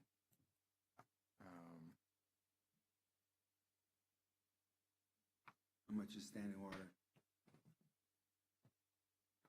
Says it's approximately 1.05, sir. Acres. Of standing water or total? Is wetlands. So what percentage of the site would that be?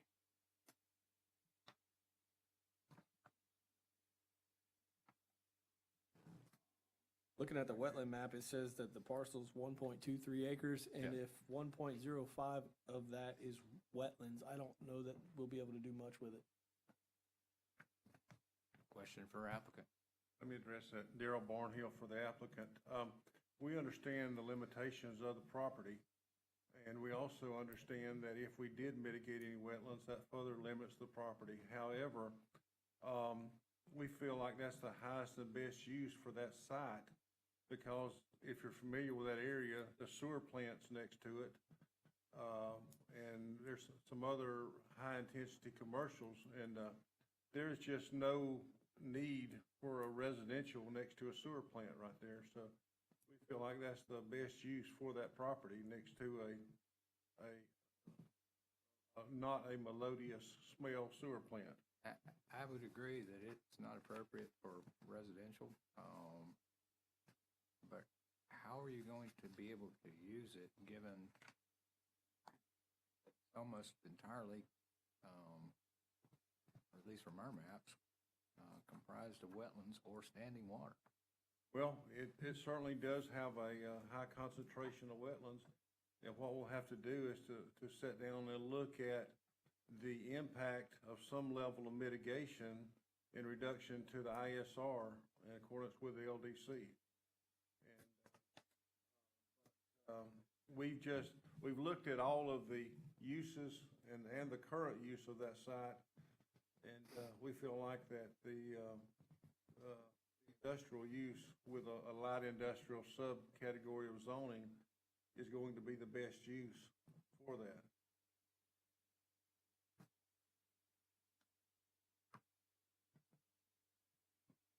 I wouldn't disagree that that kind of use might be appropriate for, given the proximity of the neighborhood. I'm just concerned that this is the low spot in the neighborhood, and everyone, the built environment is sending water to this site. Well, that will be some of our challenge to make sure that if off-site water is coming to us, then we either bypass that or collect it and treat it and then bypass it. How do you bypass it when you're at the ultimate low? Well, in the past, you've allowed us to collect it and let that volume go through the system.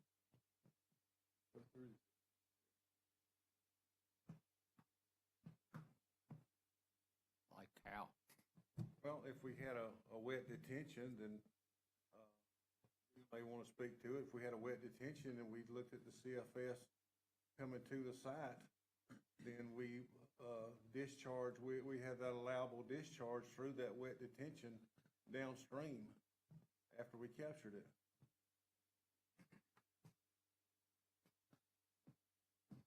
Those issues, Mr. Chairman, are addressed in the long, arduous process of a development order application. So we're just asking for you to give us a chance to make a development order application with, if we agree that that's the appropriate land use, give us a chance to look at a development order application based on that. I'm just concerned about spending all of this money up front. What money is that, Mr. Chairman? Money that belongs to your client. He's already bought the property, so it's really so, In this property? excuse me? Into this property? I have, yes. Has the owner been to this property? We have walked it jointly, and there is out there, and you wouldn't have to be an environmental scientist to recognize that.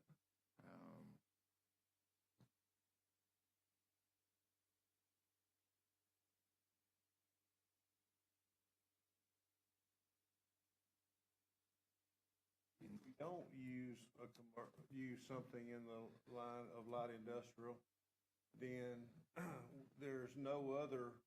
I think we can agree there's no other realistic use of the property except remain vacant, because certainly nobody wants to build next to a sewer plant, and we're very limited of what we can do by both the constraint of the land use and the constraint of the environmental issue. We're again asking you to allow us to go through that process with your engineers and your environmentalists to investigate what we can do with it after appropriate land use occurs.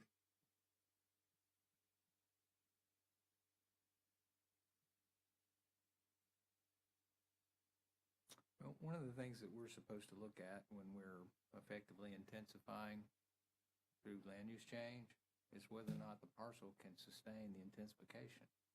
And I have some serious concerns about just how much of this parcel that can be used for anything that would be a light industrial use. Well, we looked at a couple of options, is to put some mini warehouses as an idea on the uplands, and that is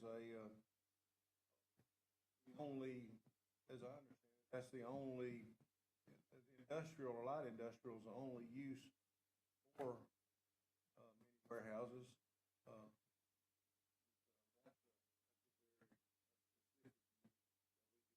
Uplands. Have you got a draft site plan that Well, the owners looked at? We do, but in the past, this committee has encouraged us not to put in the record a proposed site plan of a land use change, because it becomes part of the record, and then we get back into, are we going to build as per the site plan that was submitted at the TRC? So it becomes not a land use discussion, but a site plan discussion. Understand that, but one of the things that we have to consider when we're reviewing a proposed either future land use map or zoning change is what the need is for the change. Mr. Chair, it was explained at the pre-app that the boards like to see something that's not binding, but just a overall plan, what needed to be. If this committee would like to continue it until that we provide you a conceptual, non-binding site plan, we can do that. Well, and I don't know that we actually have that requirement. I'm just looking at the practicality of what's being proposed. So if it will make the process, go through, then we'll certainly, provide that. What I would prefer not to happen is we get to planning commission, and the planning commission asks for that, and then the public's drawn out for another 30 days. I would recommend that you have some kind of proposed development plan that speaks to the need for the land use change as part of your submittal for planning commission. Make that as part of the planning commission.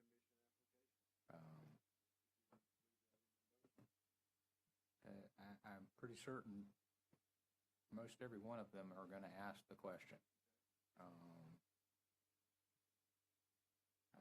Certainly anyone that's driven past this particular site. I mean, not every property in Walton County is suitable for development. And everybody owns every property. Somebody owns every property in Walton County. But I mean, it's certainly within the applicant's right to propose land use change, and it's our responsibility to process that according to Land Development Code, and that's what we're going to do. So, do we have a recommended motion? Yes, Mr. Chair, I'd like to make a recommended motion to conditionally approve pending successful submission of the conceptual site plan and move it to the scheduled planning commission meeting.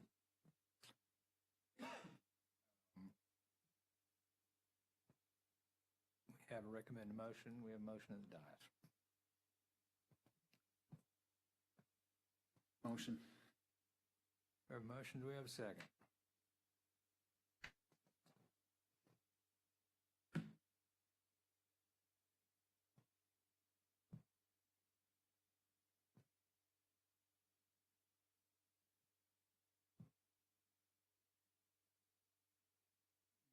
Chair, would you like me to amend my motion?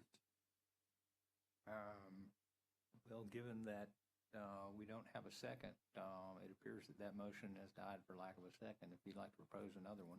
Mr. Chair, I'd like to continue this to the, what month is this? March 18th meeting. So the applicant can get me a conceptual plan that this board can see and visualize what the applicant is talking about. We have a recommended motion. Do we have a motion of the dais? I'll make that motion. We have a motion. Do we have a second? Second. All in favor, please say aye. Aye. Aye. Any opposed likewise? Hearing none, this item's continued to the next TRC meeting at 8:30 a.m. in this location on March 18th. Will that site plan be uploaded into? Yes, I will need it pretty quickly. Okay. So Yeah, I upload can it in the portal. upload it and get it out.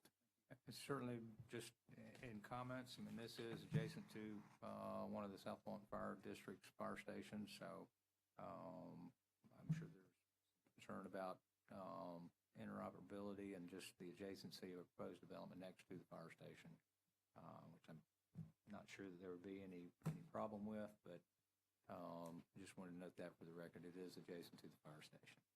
Chairman, I've got one question just as. Yes, sir. a point of order. 30 meeting on that day, are we going to rehear we came in late, are we going to rehear the Draper Lake project again? No, it was continued to April 1st. Okay, all right, thank you. Yeah, I appreciate your concern about that. All right, thank you. Thank you, fellas. Okay, this moves us to item number 10, the Summit Building Parking Addition. This is a minor development reviewed by Bob Baronti. Bob, if you will briefly introduce it for us. Yes, Mr. Chair, I'd like to make administrative announcement that this will be moved forward as a major. It has been assigned a major number, and the applicant is aware of it. It was too late in the ad process to change the ads, and we spoke with it, and you said it was okay to move forward to TRC. This is request to approve a development order. It is being reviewed by myself. This is a minor development order application submitted by Jenkins Engineering on behalf of Tony Asher, requesting approval to develop 10 to 14 additional parking spaces on .223 plus or minus acres with future land use of mixed use in the official zoning district of Coastal Center. The current location is 515 Tops Beach Boulevard, Miramar Beach, and is identified by the parcel number in your staff report. Mr. Chair, there are just some minor comments. I have not seen the fire comments come in, but they may have been done this weekend. I haven't received any engineering comments on this as of the date of the publication.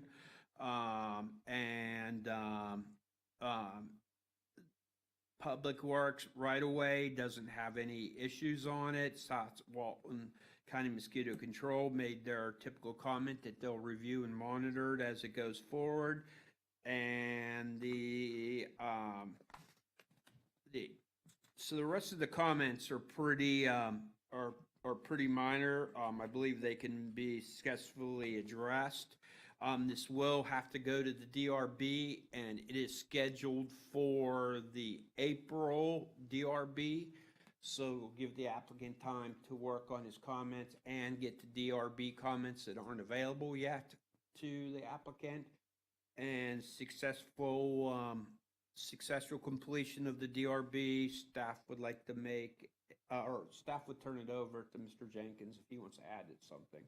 Scott Jenkins with Jenkins Engineering. I don't have any questions about any of the comments we got. I think we really only have one regarding the site visibility triangle. Would like to see Bill's, but it's pretty simple project, so I can't imagine there'll be a whole lot to it. I'll be happy to answer any technical questions anybody may have. Engineering didn't have any comments on this project. Okay, thank you. Then we can address those. That's right. I'll make a motion that we approve, subject to outstanding, responding to the one comment that's outstanding. And the DRB. And DRB comment. We have a motion at the dais. Do we have a second? Second. We have a motion and a second. This will get a public hearing at the DRB, Planning Commission, and Board of County Commissioners. Please say aye. Aye. Opposed likewise? Hearing none, this item is conditionally approved to move forward to the next review step. Thank you. Thank you very much. Thanks for hanging around, Mr. Scott. Thank you for your patience. This moves us to item number 11 on our agenda, and this is the Paladini J.D. Miller Rezoning application. It's been reviewed by Bob Baronti. Bob, if you can briefly introduce it for us. Yes, Mr. Chair. This is a rezoning application submitted by Nautilus Engineering on behalf of the Paladinis, requesting approval to change the zoning from Town Center 1 to coastal mixed use, with the current future land use staying the same as mixed use. It's on 3.12 plus or minus acres. The project is located at 830 J.D. Miller Road, is identified by the parcel number in your packet. Mr. Chair, there are no major outstanding comments. If you notice in your exhibits, there are proposed site plans for different options, and I will turn it over to the agent. Curtis Smith, Nautilus Civil Engineers.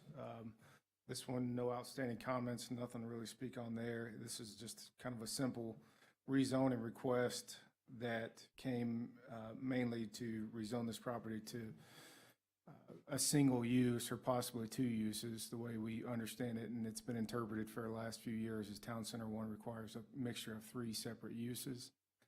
This property is not quite big enough to fit that many uses. We do think 1 or 2 will probably work. Coastal Center mixed use is the closest zoning to Town Center 1. It's nearly a sidestep in terms of density and intensity. Our narrative and report actually showed that the base density is exactly the same. The bonus density allows slightly more in Coastal Center mixed use. And commercial intensity, there's conflicting information in the comp plan and LDC. Hopefully that'll get addressed soon, but based on the comp plan, the intensity will actually, the floor area ratio will actually go down with this rezoning request.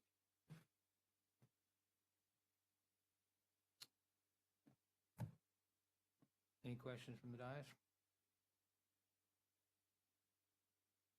Recommend a motion.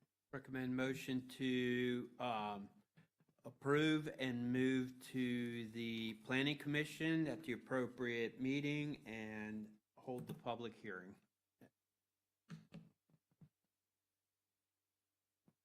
We have a recommended motion to move this forward to Planning Commission for the next stage of review. Do we have a motion at the dais? Motion as stated by Mr. Baronti. Second. Motion and a second.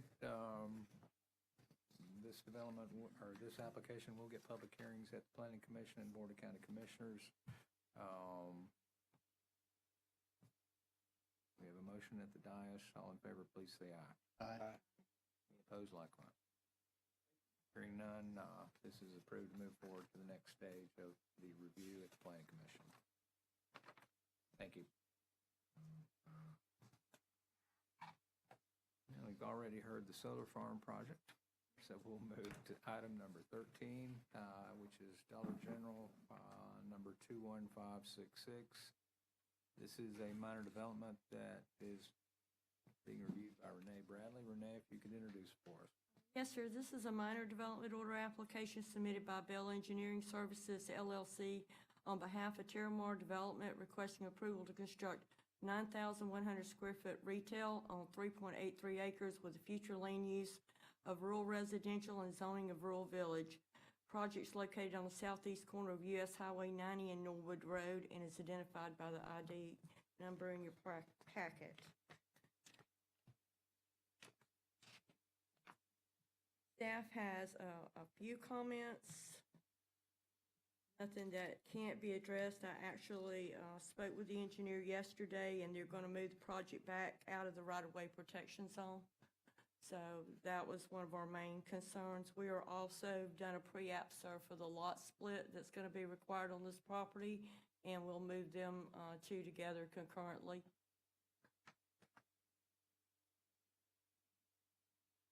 Engineering comments also was addressing the right-of-way protection zone as well as public works. I think that she was needing some clarification on what they were looking for Norwood Road, and I asked her to contact Anna on that. Public Works did respond to that request. Eglin had no comments. The Health Department, basically they're utilizing the septic tank and public water on this project, in which, yes, sir, we did get a letter from the city of Defeating. That's all I have. I thought the applicant would be here today. I don't.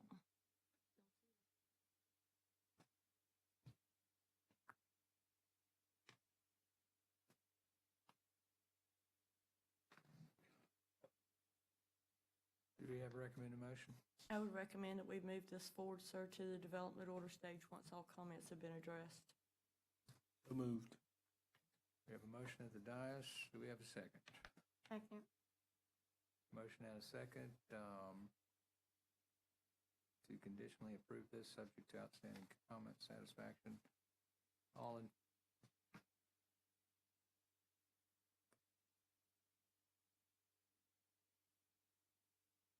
Given that this is a minor development, we'll take the opportunity to open a public hearing. Anyone in the audience wish to make a comment about this proposed development? Seeing none, we'll close the public hearing and we'll entertain the motion to conditionally approve this, subject to satisfaction of outstanding comments. All in favor, please say aye. Aye. Opposed likewise. This item is conditionally approved. Development order. That brings us to item number 14. And lastly, our final item on this morning's agenda, or this afternoon's agenda. The USPS 393 facility requested approved by minor development order. This has been reviewed by Renee Bradley also. You can briefly introduce it for us. This is a minor development order application submitted by Emerald Coast Associates Incorporated on behalf of David Conart, requesting approval to build a 10,500 square foot postal carrier annex on 4.95 plus or minus acres, future land use of mixed use in coastal center zoning. The project site is located on the corner of Churchill Bayou Road and County Highway 393 North and is identified by the parcel in your packet.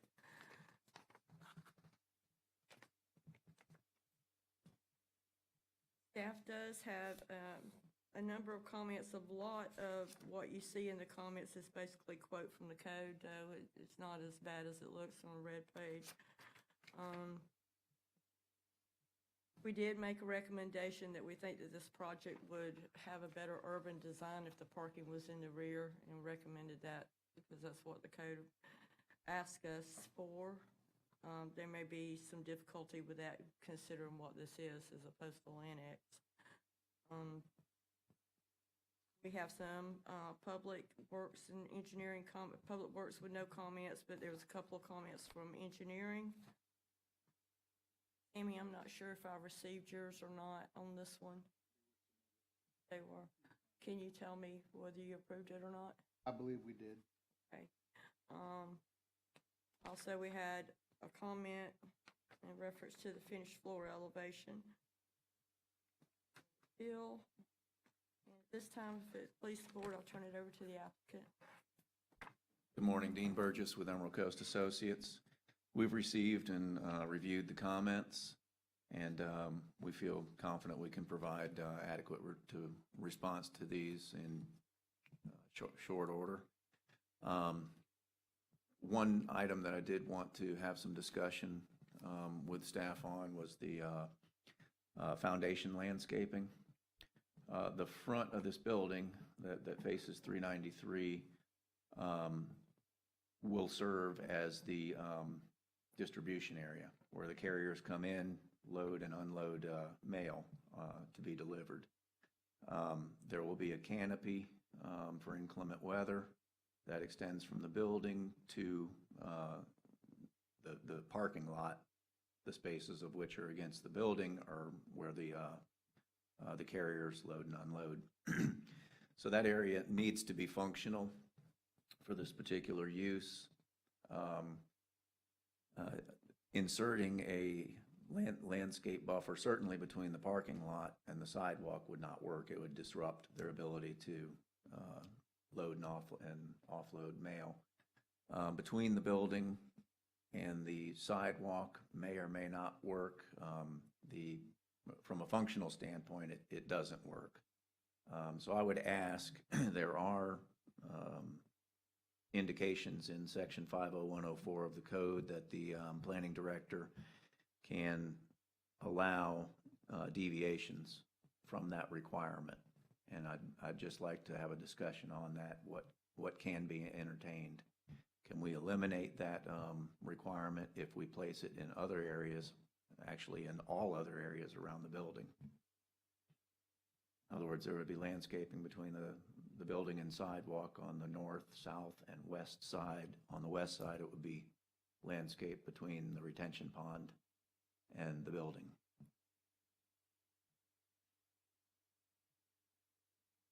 And I guess, Mac, that That is proposed to be the front. The east side? the east side would be the side that we're just in discussion on. The front of the development is the side facing the road with the narrow width, which is Churchill Bayou, I believe. No, I take that. Parking is, that's correct, because you're considering what our setbacks would be. The front would be the shortest road frontage. That would actually be off of Churchill Bayou would be considered the front. But the way the building's facing with the parking lot out in front of 393, it appears to look like the front of the building. It's a double frontage lot. Well, certainly willing to look at that. Don't have any planning director authority memorized in this particular instance, but I'm certainly willing to look at that. Don't mean to put you on the spot, but yeah, that was the one comment. If So we I can't do that right now. Sure. All right. If we can have the discussion on the telephone, or I can come see you, that'd be But fine. Certainly willing to discuss that, given the proposed, essentially public use of this building. Right.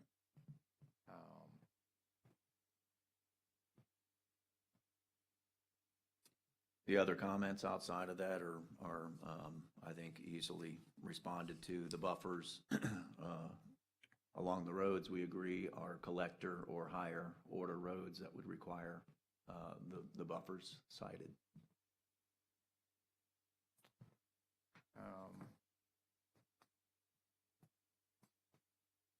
I think we could entertain a motion to conditionally approve this, subject to resolution of any outstanding comments and the location of, or the particular issue related to building landscaping, building foundation landscaping. Good with that? I'll make that motion. We have a motion, do we have a second? Second. We have a motion and a second, as stated. Any further discussion? We will take the opportunity to open a public hearing since this is a minor development, and your question would be very appropriate at this time. Mary Niehaus, Niehaus. I own the property just adjacent to it to the south, and it's a very tiny property, 0.23, I believe. I just am curious to how this would affect of any future development or land changes I may want to do with that property. Any thoughts? Other than the adjacency of the proposed use, I'm not sure. Well, I guess I'm looking at future land change to light industrial. I have a fire department on one side and now a post office on the other side. Right now, it's residential, which is not fitting Not appropriate for whatsoever. given the building. And that's the first time I've seen the plan, the layout. So I guess my question is, I'd like to see that a little further, just concerning how it affects my site. What we're talking about as an outstanding issue is the requirement for building, landscaping, Mhm. Okay. whether or not that could possibly be relocated somewhere else. I wouldn't propose to eliminate it. Correct, okay. But if there's an opportunity to relocate it somewhere else to facilitate public use of this proposed building, we would Okay. take a look at that. Okay, thank you. I don't think it would be impactful as far as any future use or land use change for a particular site. Okay.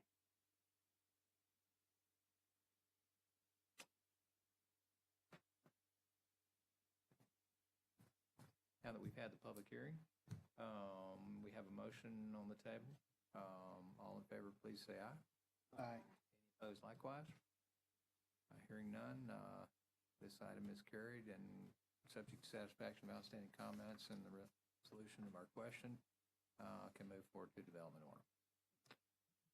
For those of y'all that are still here, thank you very much for your patience. It's been a very lengthy meeting this morning.